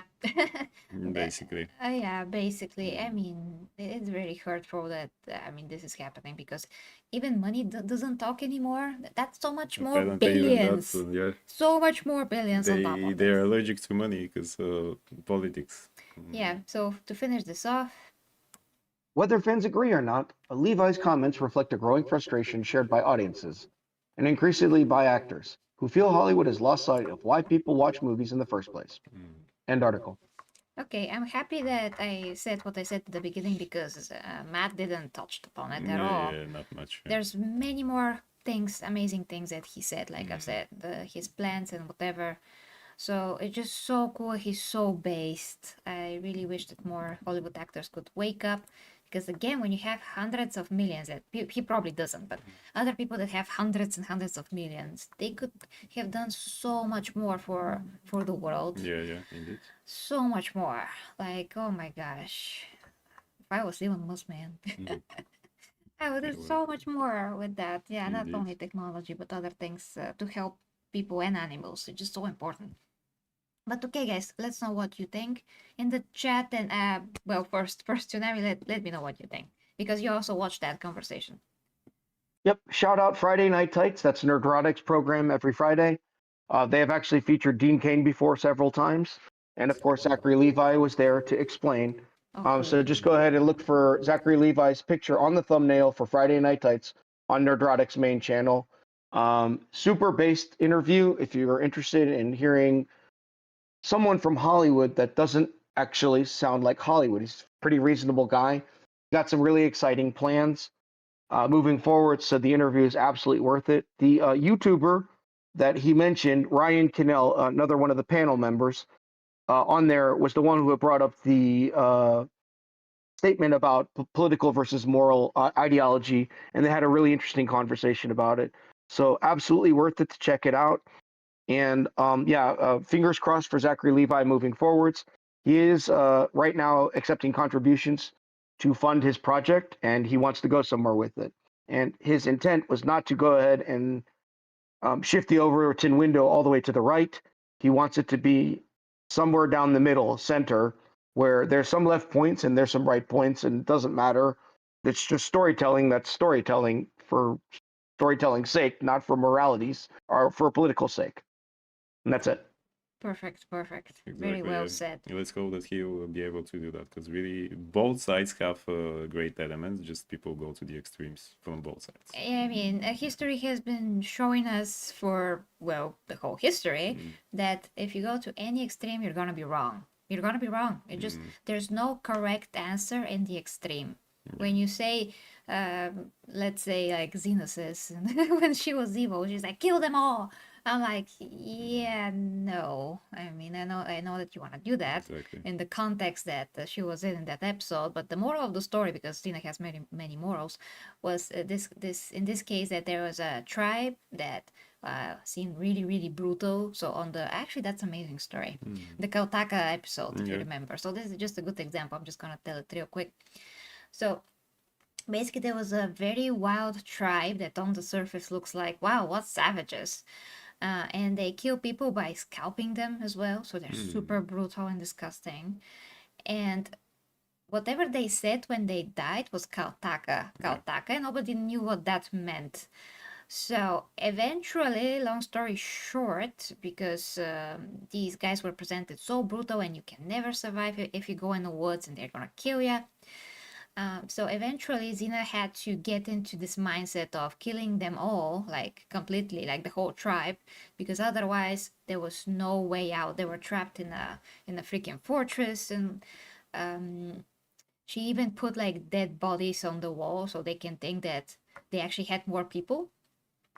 And basically they were also starving to death because they were closed and almost nobody could go out of there. I mean, everybody that tries to get out of the fortress to be a scout or whatever could die or whatever. In any case, it's a long story, actually, two parts. But the point at the end of it all was that this tribe, the Kautaka word was water. They just wanted water before they were dying. Eventually Xena reached, things happened that she understood them better. She also had to get into their camp. That was in the second part. She didn't kill them all because they retreated. She defeated their chief, which was very cool. That was in the first episode. In the second part of that, she finally was able to be there and see their life and understand them better. But the moral of the story was the bigger one, that both sides didn't understand each other at all. From her side, that tribe look horrible and super savage, but from the tribe's point of view, also these people that are invaders look horrible and very savage. But at the end of the day, the tribe adopted the girl that is from Xena's side, and they took care of her and they gave her the best life. And her original family wanted to take care of this daughter. It was a long story, but the point is, this child became like a connective tissue between the two things, and both sides finally found peace and whatever. But if you get into the rage stages of the first contact and what happened, you'll be like, kill them all. Yeah. Completely. So the truth was in the middle once again, and the truth was not an extreme. Yeah. That's just great. Much like with the new Superman, who sees good in everyone, which is still an extreme. Still wrong. Still wrong. Still yeah. very wrong. Still very wrong. Yeah. Still wrong. So just such a wise show. I love it. But anyway, maybe that will be totally misunderstood these days if you watch those two episodes. Absolutely. I mean, I'm sure it will be, because beautiful peace was achieved. I'm happy to see that actually Zachary is with that way of thinking, because he had a woke moment in the second movie that they probably, the studio interjected there, and I wouldn't imagine how he felt about that, But still. Okay, let's move on to quick comments, and then we have to talk about Warhammer, and then we have to talk about Expedition 33 if we can. We're probably gonna not read the whole thing because we have we have 30 minutes tops. So, chat. Truth's out for the night. Jeremiah says, I'm sorry I said a lot because I was really passionate about the BS. Jeremiah, I'm just skipping through because we're on a tight timeline tonight and they added a new story in. All good, brother. Alcuria Winter says, Zach was great on FNT. Indeed, was great to listen to and watch. Absolutely. And Jeremiah says, See ya. Good luck. Have fun and rest well. And that's it. That's it. You all right? Mhm. Okay, hold on. Yeah, okay, I want to say something.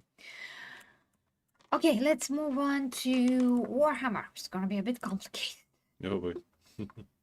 So recently, basically GW released, not GW, but okay, recently, Space Marine showed this picture of a space wolf, and the space wolf was black. Ah, Now, maybe you're not very familiar with Warhammer 40k, but space wolves are supposed to be Vikings in space. Vikings in space. And yeah. their home planet Fenris is all basically cold as ice and Cold, whatever. wintry, gigantic wolves, gigantic creatures, very harsh world to survive. Yeah, very harsh world. So for space wolves to be black doesn't make any sense whatsoever inherently, because they are all supposed to be from Fenris, and I never heard of migration from other planets. No, like, they not whatsoever. unlike the other planets, they don't actually recruit guys from other planets. They're to all the Astartes there are just from their planet.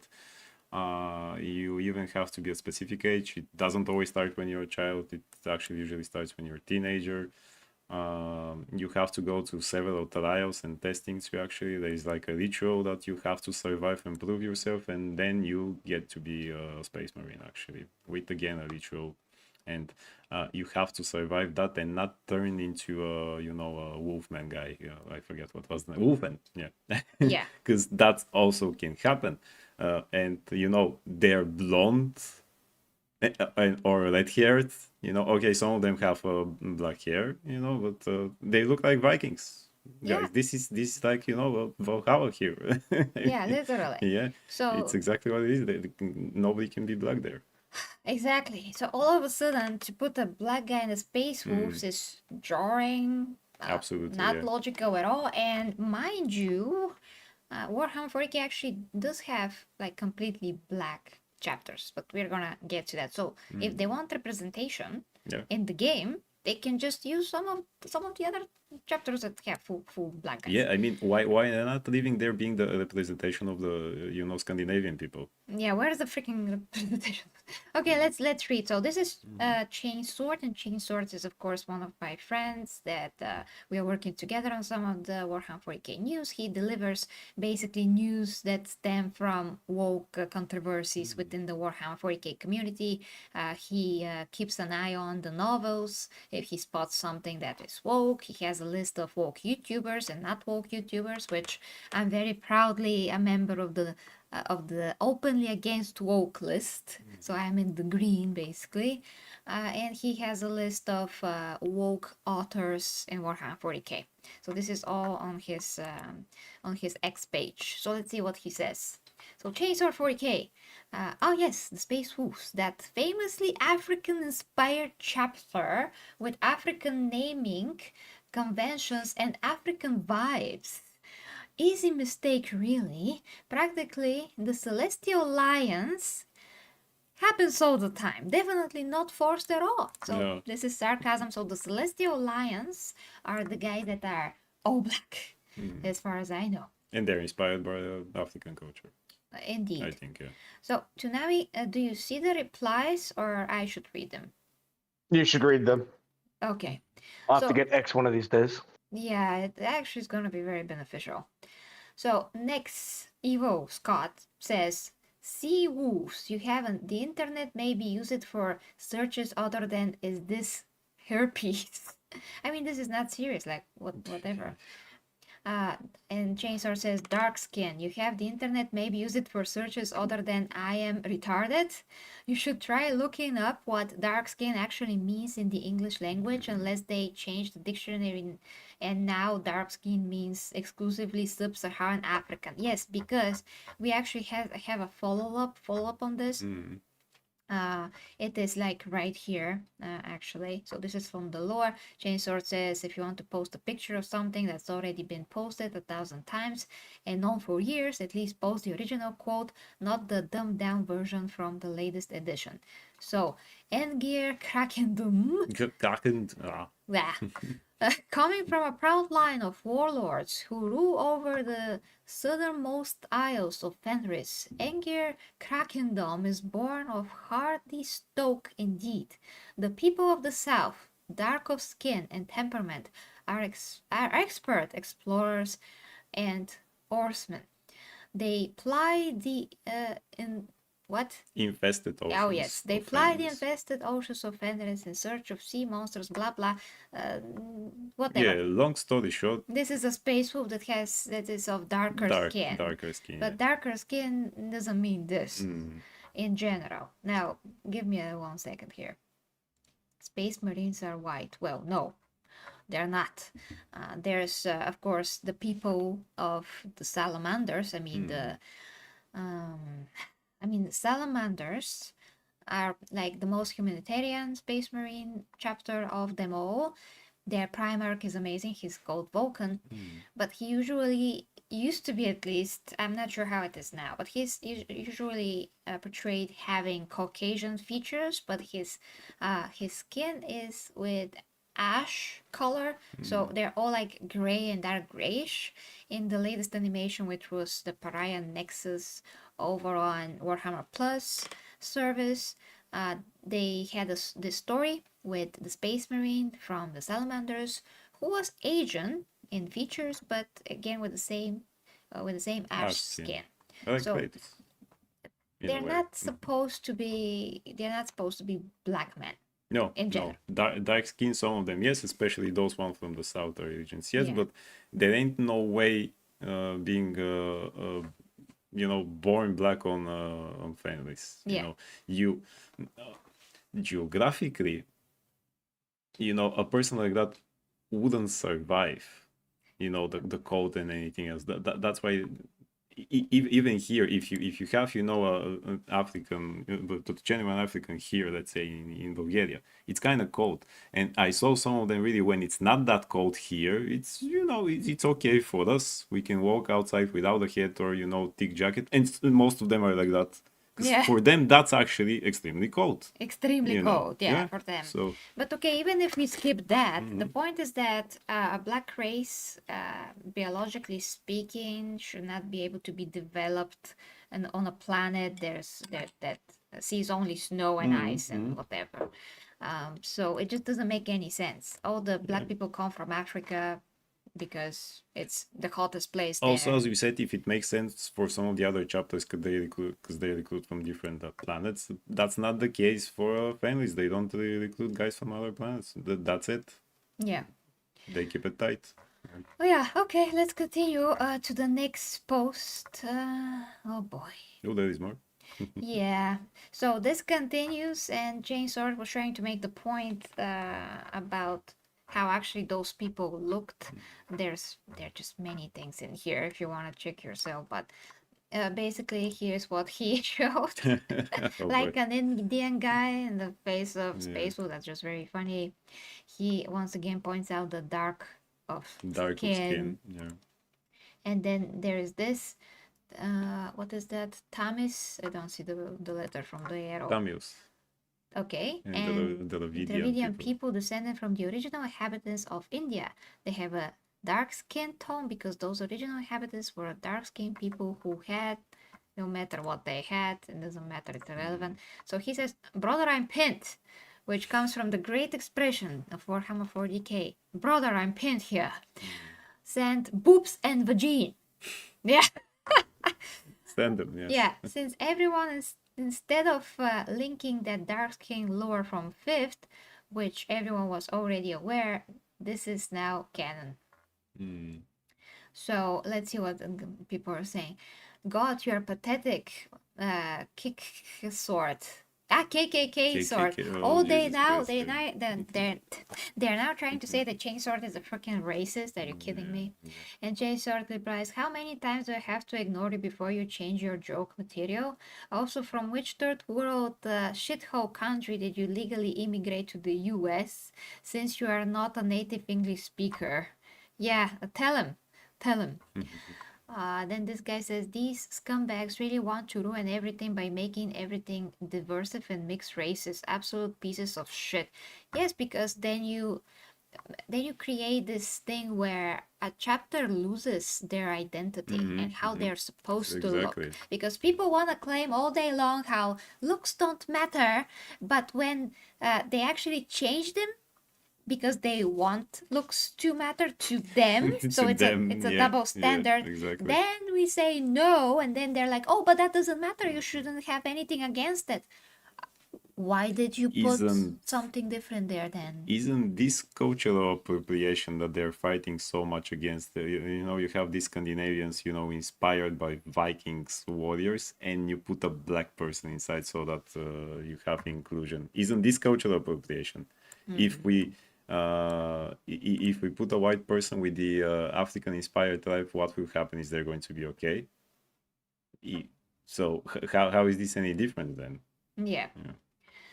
Also, even if in our history we had like darker Scandinavians and whatever, if the books of Warhammer 40k, because this is freaking sci-fi fantasy, if the books initially are written, these guys come from a very icy planet, they're supposed to represent Vikings from the past, we know by default that they are all white people. Yeah. It doesn't matter if their hair is blonde or red or black, they're all from that region. They will have blue eyes, they will have brown eyes, or mostly they will be blonde and blue-eyed, and some of them will be ginger for sure. But that is it. Those That's are the it. three variants.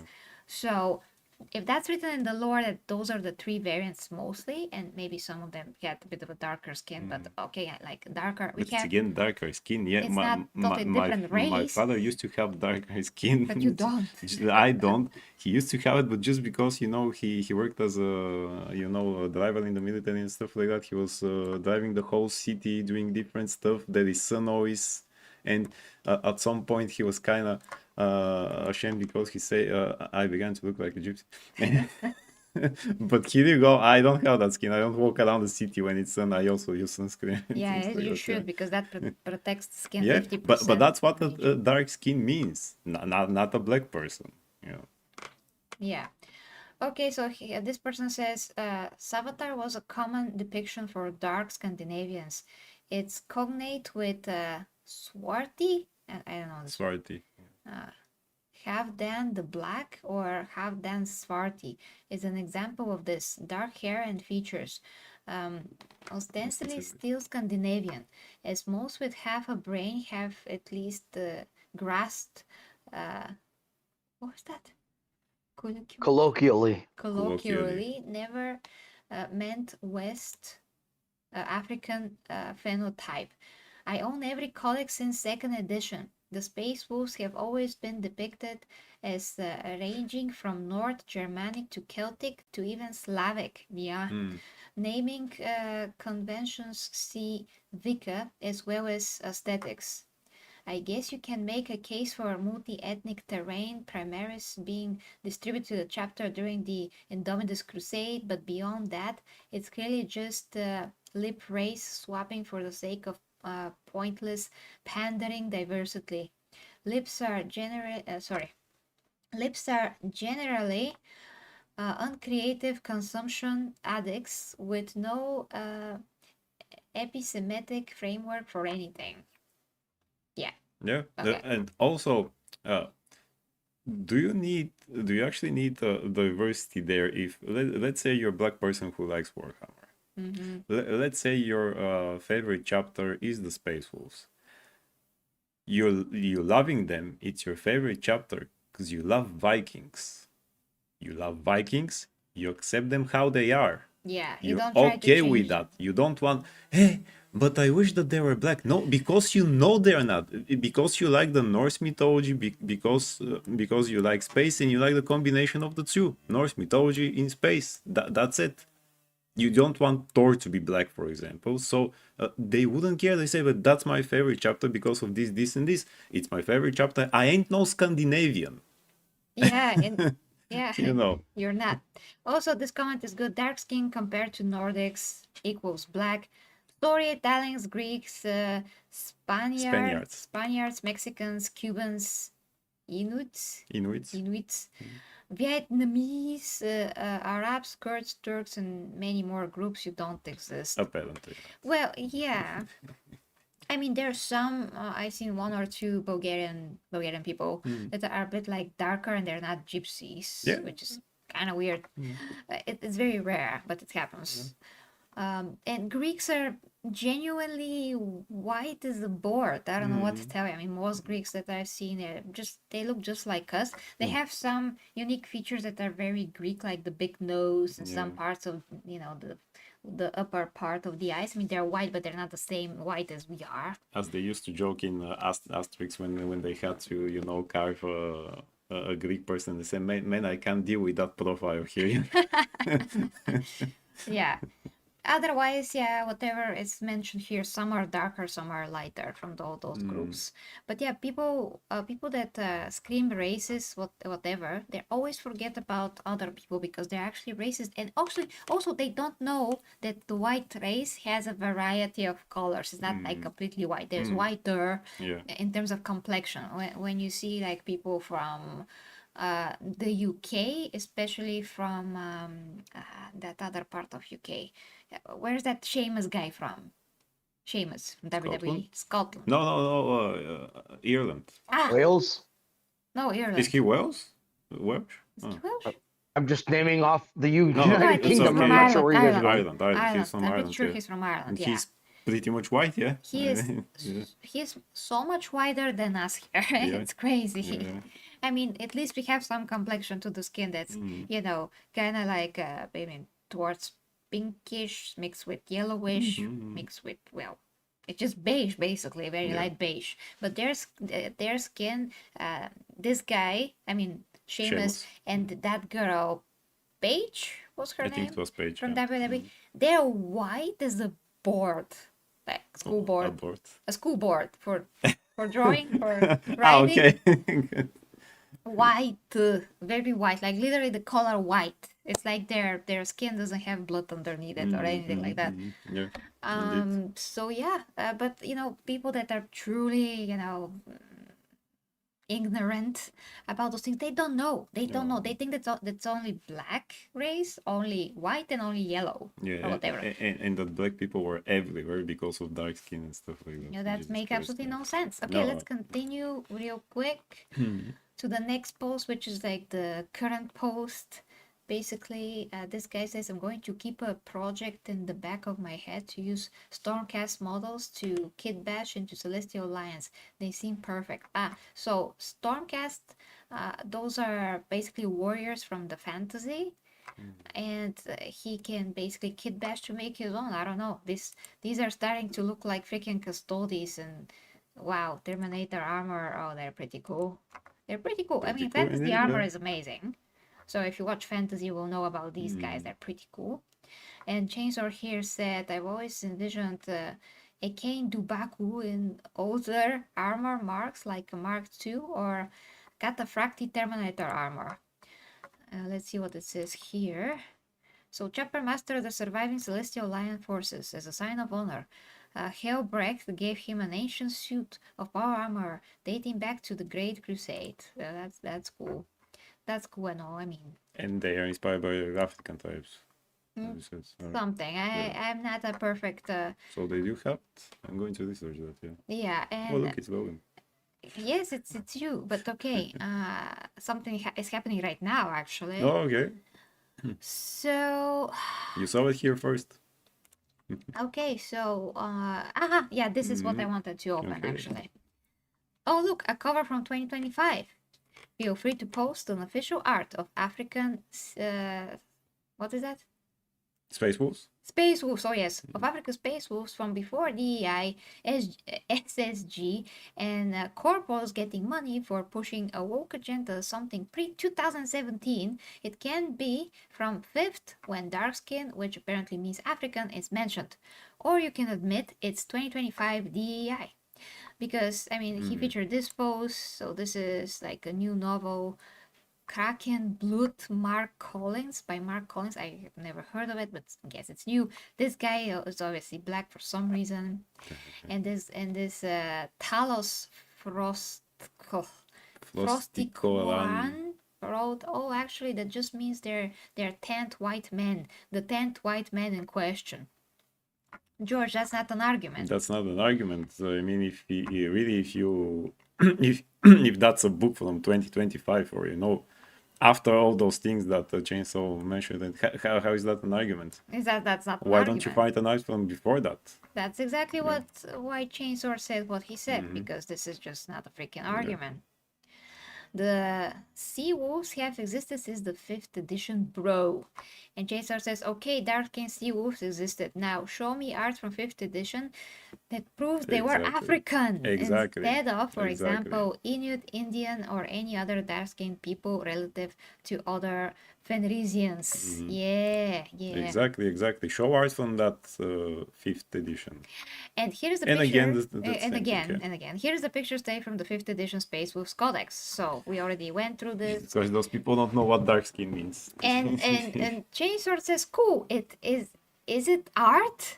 Or is it just text that every woke person and his dog has already used as a gotcha argument, despite the fact that dark skin in the English lexicon does not equal sub-Saharan black? Also, which part of Show Me Art from 5th edition did you not read? Yeah. Reading comprehension, guys, in today's time is abysmal. We already seen that, and I do have some gaming videos for the past 2 days about Larry and the AI usage of the studio in the games, and before that, the depravity that they showed in the trailer, whatever. People don't understand what I actually said. No. I said in the first 2 seconds of the video that I don't want the game to be censored. No, do not censor it. That is what I said.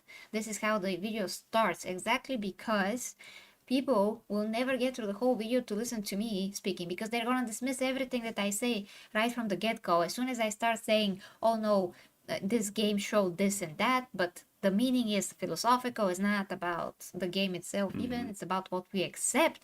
People don't hear anything. They didn't hear that I said don't censor the game. They said you wanna censor the game. I'm like, are you retarded? The answer is yes. You are. So reading comprehension or wanted to understand, they don't want to understand. They don't want to comprehend. They don't.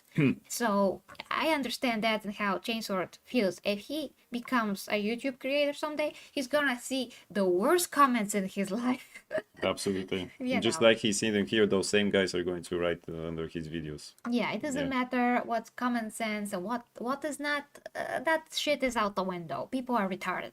That's what we're dealing with, unfortunately. Some That people guy are super also- smart, but That guy also follows up with a stupid answer, by the way. GW refused to make art of sea wolves. Maybe once every blue moon they will, but it physically doesn't exist lore about how the sea wolves being black since 5th edition is the best I can physically do. What? what is this? What the hell, man? What is that? What is that?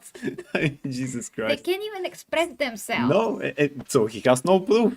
No. There is no art, but that's the best I can. It says dark skin in that you prove nothing. He just proved Chainsword point. Exactly. That there is nothing like that. The fact that Yeah. GW doesn't want to do art or whatever, you don't have a proof. It doesn't matter the reason. Yeah, exactly. It doesn't matter. Right now, what we have is what we can go from. I mean, go on. What we can make our conclusion, which is dark skin doesn't equal black. That's the point. And then this person says darker skin in English literature pre-2010 means tanned, not black. Think Conan the Barbarian, not Oba. Exactly. Bro, just typing shit. Oh, really? Really? You're the one to say that. You're so dumb. When he actually It's typed so so much sad. shit It's before just that. that So because it's this just is the sad, yeah. humanity that we have to deal with. I can't wait for when you cut the video for the comments. Really? Yeah. So Dante says again, you whiny bitch, just say the N word. Oh my god. Jesus And Christ. Chainsaw says, why? Does it change anything regarding my point? Or maybe you immigrant fuck just needs something to be mad about so you can say, ha! I knew he was racist. He used the bad word. Are you 5, bro? Oh, that's amazing, bro, Chainsaw. You should be a content creator, my guy. You're amazing. And Dante's like, so you're mad GW made a single planet, not a single ecology. And one that They has... made a single planet. It's called freaking Fenris. Yeah, What does do you it mean? ecology What ecology? in this case? They made a freaking planet called Fenris. It's basically, of how and stuff like that. It's cold. They don't recruit from other planets. Yeah. What? and one that has a ton of active volcanoes, so can be But Jesus Christ. tropical. See, it's weird. Be normal. What? This is so What dumb. do they jump in the volcanoes? You're not going to be black because of volcanoes there. I mean, Okay, I'm gonna continue that with more just and then get retarded, stuff. you know. Yeah. Oh So, boy, oh Meat boy. Enjoyer says it's named Fenris. It's a Viking word with winters that last for years. Inuits that hunt krakens instead of whales. Makes sense. Inhabitable African just ruins the team. And not only that, they won't survive. That Again, they won't survive. They won't survive they're there. not you made know. for that. Yeah. So you want African people to suffer or what? I don't get it. Okay, so we're done with this. It's gonna be like ongoing. If you want, you can totally follow Chainsword on X. If he becomes a Absolutely, do it YouTube creator, before. that's gonna be awesome because he has a lot to say. Until then, I'm helping him out basically, and of course, I'm trying to bring the news forward. So this is awesome. But okay, now I wanna hear you, Tsunami. What do you think about this whole story? Of course, I'm a 40K casual. I'm not going to pretend that I'm anything other than. However, I thought there were some really great points brought up in this. One of them, I'll go ahead and mention because the Archcast, the YouTuber, was brought up specifically. He did, I think, like a 12-minute video bringing up a lot of genetics and biology as to why this would not make fucking sense, no matter which direction you want to go with it. I like that several people throughout the threads were talking about Conan the Barbarian specifically. Robert E. Howard, who created Conan, is like a notable racist. From his background, whatever, but yet a lot of his protagonists in his stories were constantly referred to as swarthy, dusky, even dark skinned, and or bronzed by the sun is the specific one used for Conan, and that's because he was wandering the deserts as this Northman that was fucking like doing that. Arch pointed out in his videos, sure, for some people that happen to be on the water, if there is a sun there on an ice planet, the sun is reflecting, thus making you tanner. So the Inuit argument that got brought up makes sense. But for you to try and turn this into like sub-Saharan African instead of Mediterranean at best is insane. And what's the point? There's already chapters that are black. Like, let the black chapters do black things and this chapter be white. Like, it's not a big fucking deal. I don't know why everyone has to go ahead and fight. I saw another comment there that said 30,000 years in the future, but everything has to look like modern day Chicago. Like, why? It's so stupid. That's all I got. Exactly, yes. Exactly. Exactly. Absolutely. Yeah, let the Vikings be Vikings. Let the Yeah. African Astartes be African. That's it. I Yeah, wouldn't. respect both things. Respect both. Why don't you respect? Yeah, if the Celestials Stop. were my favorite chapter, I wouldn't want a Viking inserted there or a white guy. No. Yeah, this is all about respect, double standards, lack of respect, or whatever. Exactly. If it doesn't matter, then why do you put stuff Why in? do you put Why stuff do if you it doesn't add matter? things? Yes. Yeah. Why do you It always argue? goes back to one thing. There's one race that's allowed to be attacked in the world. Everyone else is fucking gets a pass though. Yeah. Yeah, but they have to understand eventually that this is an absolute. It's called being a hypocrite. And they don't know human history. They don't know that white people also were subjugated. Yeah. Like we have. Like we have. Yeah. So, what the hell? What the hell, man? It's Indeed. ridiculous. And yes, it's called reverse racism, exactly. Pretty much. So, guys, please let me know what you think Just in racism. the comments. Yes, it's actually, it's pure racism. But El Turner just said reverse. It's basically both things, but it's just racism. It fits all the definitions of that. Trying to discriminate other people for the color of their skin, which is not only the skin that's different, but it doesn't matter, still discriminating someone. Okay, so guys, let me know what you think in the comments. It's a very interesting topic. There's many Warhammer fans here that are from back in the day, like Chainsword, because he has been there when the universe was created. Newer fans like me who thinks like Chainsword, because I see the universe for what it is and it should not be changed, should not be bent to the will of people that actually don't respect it. If you don't respect it the way that it is and you want to put stuff in it that don't belong, if you want to If you want to put a part of codexes and interpret them to fit your agenda without that being objective and based on the real truths and actual facts, then you totally lost the plot and you lost all contact Absolutely, yes. to reality, and Warhammer reality. All the reality. Yeah. And now, chat talk. We have to be quick. Valkyrie Winter says Blood Angels and Space Wolves are white. Blood Angels are pale. Clinton says, but it doesn't have to make sense because inclusion. I can't even with these people. Valkyria says other chapters might have black people, but again, all Space Marines will look like their Primarch over the 1,000 years. Mm-hmm. Valkyria says I get so fired up with 40k. It's one of my games, lore, etc. I love. Valkyria says salamanders are ashen skin or dark because of their home world, which is volcanic death world. Plus, they have red eyes, which I think is more the gene seed or just the home world. I can't remember on that. In White Dwarf, about 2017 to 2020, can't remember the date, they promoted trans color Space Marines that someone made. Games Workshop was heading this way all the way back then, too. Jeez. Clinton says they want to come with the same argument with quote-unquote proof that proves nothing at all, but still they will show the same proof over and over. No logic, no thought at all. It's just I'm right. I don't know why, but I'm right and you're wrong. Logic has left the building. True. yeah. Basically that. Yeah. Yeah. Valkyria continues. At times there isn't any point to keep going over the replies on X. You just lost brain cells. Worse is Blue Sky. I'm sure it would be a retard in seconds. Oh yeah, I saw a retard or a Blue Sky thing on this one. Valkyria says I started off with Ultramarines because I love the Roman style, but as I grown up, I went to the Wolves as I love Vikings too. And over on the superhero channel, we've got L Turner in the house. What's up, my good people? Hey. Just joining in. I'll probably rewatch the stream from the beginning. I love your honest commentary. Tack Hazel in the house. Also, what's up, Tack Hazel? Vic Martino says, God forbid if we should have an all-white cast in anything anymore. But it's okay to have all-black cast, which is such a double standard. True. They cast that black actress as Valkyrie in those Thor movies, and the character is a blonde Viking female. Those idiots are so fucking retarded when it comes to race, and in reality, they're the fucking racist. True. I agree. Oh, good Lord. Come on. And L Turner, I agree. It's pure racism, guys. That's just once they started with the reverse racism, they were already trying to open the door up for this kind of nonsense. It's just racism. L Turner says I'm black, so it's reverse. Okay, you got me there, L Turner. L Turner says I'm black, so it's reverse racism from my perspective. Well played, sir. Well played. Good.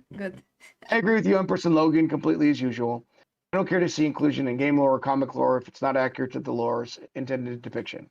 Well said, sir. Exactly. Well said. And we're all caught up. Well said, yeah. Well said. And we, not we, but me, I do have one black woman that lives very close to me, and she has been in Bulgaria for many years. I'm not sure if she even comes from somewhere. She even born here, but she is super cool, awesome person. Yeah. And she speaks perfect Bulgarian. Yeah. But she has zero issues existing here. Zero. Yeah, zero. Everybody loves and respects her because she's a great person. So although we, as white people, that seen 10 black people in our lives, but now there are more because the other day we actually saw a bunch of sports people, I think they were baseball players or whatever, walking around. So with that, I all of a sudden now I have maybe 15 people that I see in person. But you know, Really upping those numbers. What?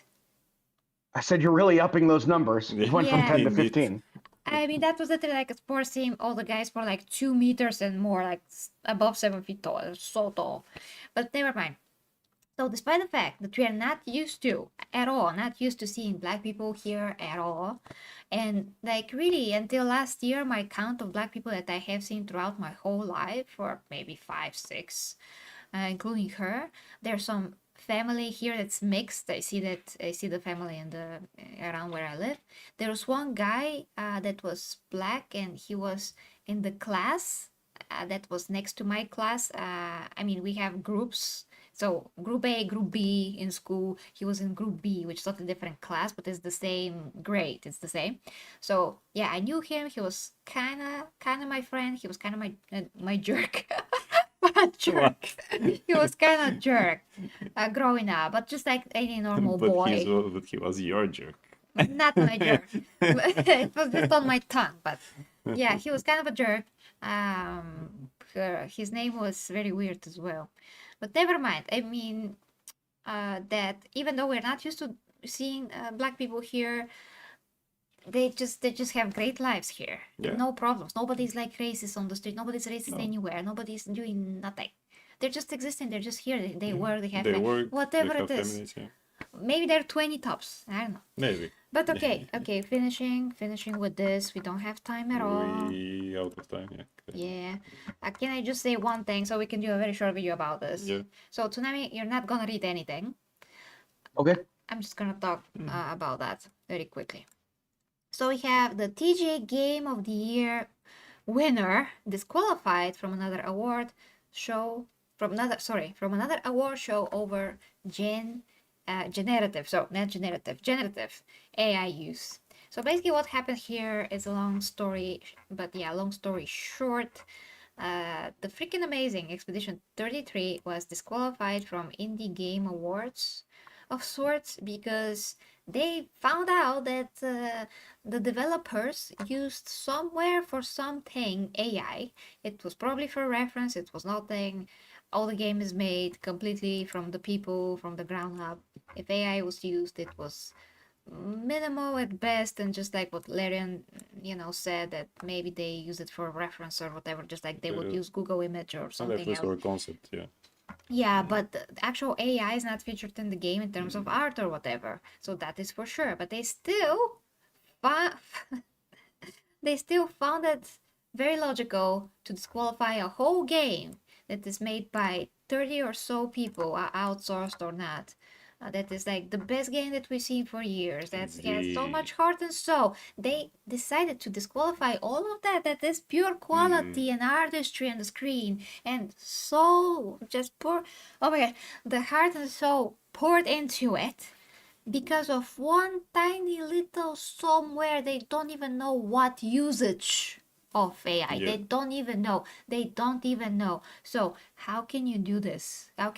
When it's actually the game is the epitome of indie game, and with the 30 people and what indie game can achieve. Not only that, it's the epitome of human creation and Human art. creation, yes. It's human, is the soul, is the whatever the soul contains, whatever we can create as human beings.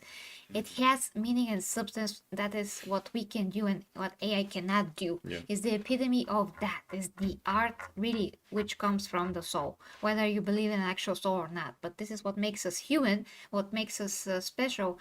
If we can create, that's a creative energy, that's love, like by definition. So if you want to tell me that you're gonna dismiss this, which is the greatest gift of humanity, love and creation, and this is a game as well. So to do it in a game is even more, because some people dismiss games altogether as a format. They don't think that you should put so much effort in the game compared to something like a movie. But you should. Any creation should be like the best creation that you can make. That's how it should be. So they did it, and they wanna take all of that, dismiss it completely, and they gave the award to some like super bullshit game. That seemed like a very virtue signaling, whatever crap, I don't know what, but whatever it is, I know that does not, that this game does not deserve anything. I know that these awards don't matter, and people are gonna say, well, these awards are small, who cares? It's yeah, okay, but it's the point that it has been made here. It is what is really bad and evil, because you are doing something that is wrong.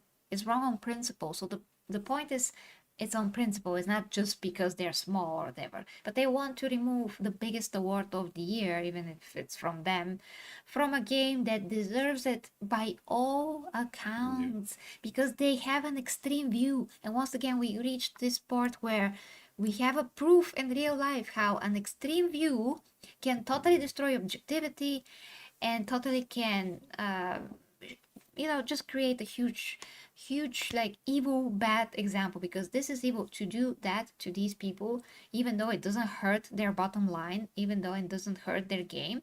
It's still, though, conditions and brainwashes other people that are already so much against AI. They cannot see the nuance of AI. They cannot see that it can be used for good, just like any other tool that we ever invented. Any It can be invention, used, really. yeah, Yeah. it can be used for good, and it can be used for bad things. Sure, of course, in the future, whatever. Right now, it's useful too. Right now, we can only judge right now. It's a useful tool, and when it's used in this very balanced and nuanced way, just to help out where it could help, because previously we didn't had this at all, and now it could make some things go faster in terms of a process. It could give some slight ideas here and there to the people that work on the game, and they can then use it just to create their own original thoughts and their own original art for this. And now people that complained in my Larian video about their usage of AI had arguments like, oh, well, AI steals from so many artists, Gary. AI steals, so you're using something that's stealing. Oh, wait a minute. That's actually not true, because AI takes, okay, millions, billions, thousands, whatever, visuals from other places, from other artists, from the world, whatever, and then it creates something original with all of that information. And always what it spits out, it's something either it's horrible or it's very good, but it's uniquely distinctive, and it's not like anything else. If you want to say that AI steals, that you also have to say that for yourself, because if you are an artist, you're taking inspiration from the world, from other artists, Absolutely. and you use all of that knowledge and visuals to bring your vision to life. We all do this. We all do that. Yeah. You haven't been born on this earth knowing everything. You need to see things. You need to see the world. You need to see elements of different structures, buildings, how they look like. You need to see heroes. You need to see armor, whatever. And then from all of that, your brain is going to give birth to something new and unique still. So that is what is going to make it brand new. But you have to know this information, and AI works the same way. It takes all the information that it knows and creates something totally unique that's based on your prompt and your ability and your understanding of working with this AI. So it still needs to be a lot of you before you can see any result that resembles what you actually want. Yeah. And this is going to get better. It's already actually better with the new Sora and whatever, that it spits out more accurate stuff that you want. It's still your vision that is coming to life through an instrument that's very, very, very advanced. So all those things about AI, how it steals art, well, a lot of artists don't agree with that now, because I also had comments from other artists. You know, one artist on the one side that are like, don't use AI because you can do everything by yourself. No, I can't do everything by myself. I'm going to need thousands of dollars to recreate some things that I want to create. All by the old methods. And the other artists that are actually using AI and still artists, they are like, man, I'm using AI because it helps my work, and I'm still the artist that does things. I'm still the one that can't do anything manually, completely, and I will do it, but I need AI because it does help a little, just a little. Yeah. What? You I mean, still have to look Google then. I mean, What's the by difference? by the logic of those people, then don't use a tablet to cover your things, because you can cover it by hand. Yeah. You know, Why? but the tablet makes things faster and better, right? Nobody covers by hand nowadays, right? Then let's not hold a pencil, because the pencil is a tool, and what to draw with fingers, because you do it yourself Yeah. again. And really, everybody was inspired by somewhere. Freaking Batman was inspired by several different characters before that, you know. But it's its own thing. It's a brand new product. It's a brand new character. You know, everything. We all were inspired by the things that we like. You know, the creation of the superheroes was inspired by the strongman, you know, with the trunks and everything else, by Greek mythology, the statues. So nobody's just born and, you know, well, and now it's all my original thing. Yeah. Yeah. And for example, I created this lion because I made this.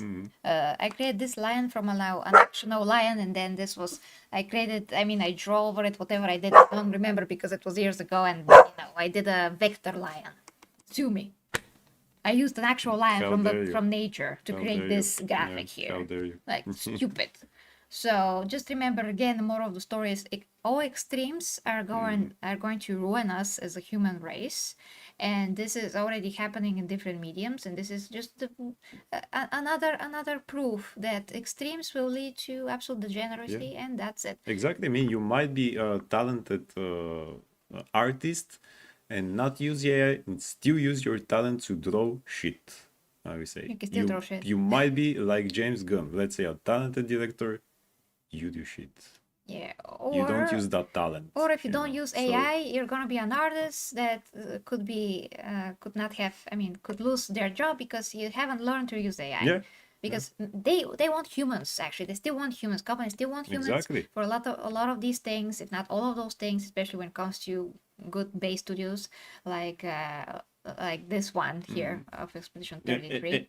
And again, you might be an artist, as you said, who didn't learn how to use a tablet and still draws with pencils and stuff like that. You're losing the job. Yeah, you're using the job. You're losing the job. You gotta get to the time. Even mangakas, you know, the manga artists, even they use tablets now. Nobody tells you have 2 weeks to draw the manga, man. So just do with hands and everything. No, it's again a tablet. So you're using the tools at your disposal the best way. Can you use them for dumb things? Sure, but that depends on you. You know, as the Emperor said, every invention can be used for good and bad. We decide how to do that. You can use your phone to look up at great things and get inspiration. You can use it to watch porn. Yeah, use your freaking brains, man, and stop You know. controlling everything and how Yeah. other people, should think and what to use and Exactly. whatever. Yes. Tonight, please let us know your thoughts, and yes, don't be like James Gunn. Hashtag don't be like James Don't be Gunn. like James Gunn, yeah. Just based on all on principle, this matters in all mediums. So thank you so much, Jack Lighton. So Tsunabi, you're in. Yeah, no, I mean, you guys have really hit on the points. I guess I'll just underline them. With technological advancements happen, and you need to go ahead and move with what's happening in the world. These kinds of people are the same people that make fun of old people for not understanding cell phones or how to handle their email and everything else, all at the same time are crying. And the reason why they're crying is this is the popular thing to do right now, because in the industry, they're seeing the writing on the wall. Their jobs are going to be up for grabs here shortly. AI is going to do a better job, much faster, more efficiently, and cheaper than hiring all these freak weirdos. And they're just complaining about it. I think Hypnotic put it really well. By next year, when this award show comes out, AI is already going to have taken tremendous leaps, let alone in 5 years from now, everyone's going to go ahead and be doing it. And it's going to be a well-established thing across the industry, while most of these people are probably giving me fries at McDonald's, hopefully. So yeah, it's a thing. It's horrible that they did this to the studio, a little studio that who came out with an amazing project, but it's kind of the popular thing going on right now with the attacks against Larian and now, of course, these guys. One final thought, though, which I thought was very important. Both these studios admitted, hey, we did use AI as part of our creative process, but not for the actual game. And they got absolutely destroyed for telling the truth. This is going to force studios to lie about everything. No one will reveal anything that they've done, and it's going to cause a lot more trouble in the future. Yeah, at least don't tell everybody that you used AI because of the stigma behind it. Apparently, yeah. For good reason, but at the same time, it's still a matter of misinformation and lack of knowledge and nuance in people. They just should have dig a bit more to Hell, understand. the guys who made Yasuke the game, you made it with AI, nobody says a thing. Yeah. People love that game. It was great. So, Great. Okay, so let's go to chat talk real quick because we're super late. And thank you so much, Jake Clayton, for the 50 czar. Thank you. Thank you. Thank you. Thank you. Okay, so Valkyria says these people that write articles use AI, seems very hypocritical. Truth says clearly these virtuous people don't understand the use of artificial intelligence at all. Clinton says, indeed, like no artist ever took inspiration from other artists. It's just a ridiculous argument. Truth says you could say the same thing about search engines, that they steal information from other sources every time you use them. That logic would be dumb. Correct. Yes. Valkyria Winter says, I only use AI to make my characters for roleplay for a better visual reference. As times can be hard to describe at times, and I use it for my profile pics. Thank you again, Clinton, for the 50 czar. The Golda. All right, and then over on the superhero channel, we've got I don't care to see inclusion in game lore or comic lore if it's not accurate to the lore's depiction, says L. Turner. I'd never want to see a black Batman. He's my favorite superhero of all time.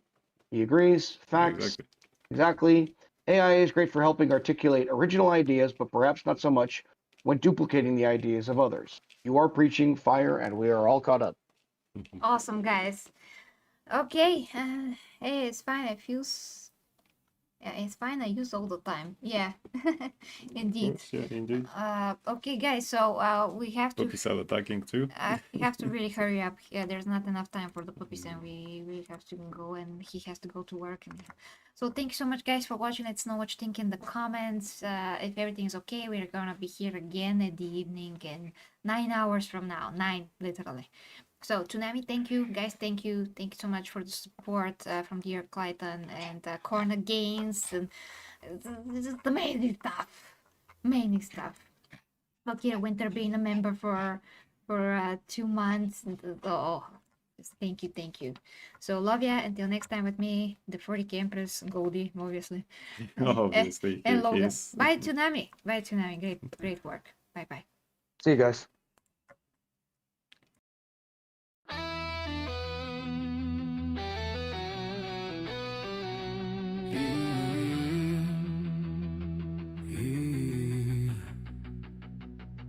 The 40K Empress leads the way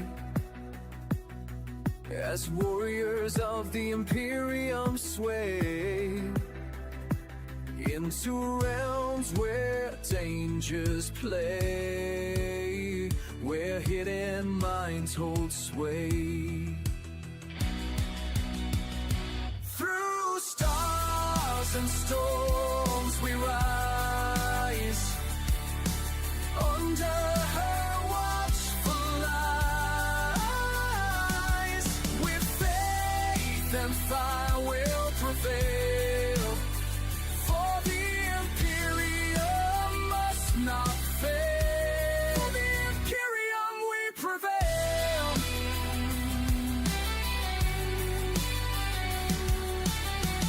Beneath the grand cathedral spires, plots twist like smoldering fires,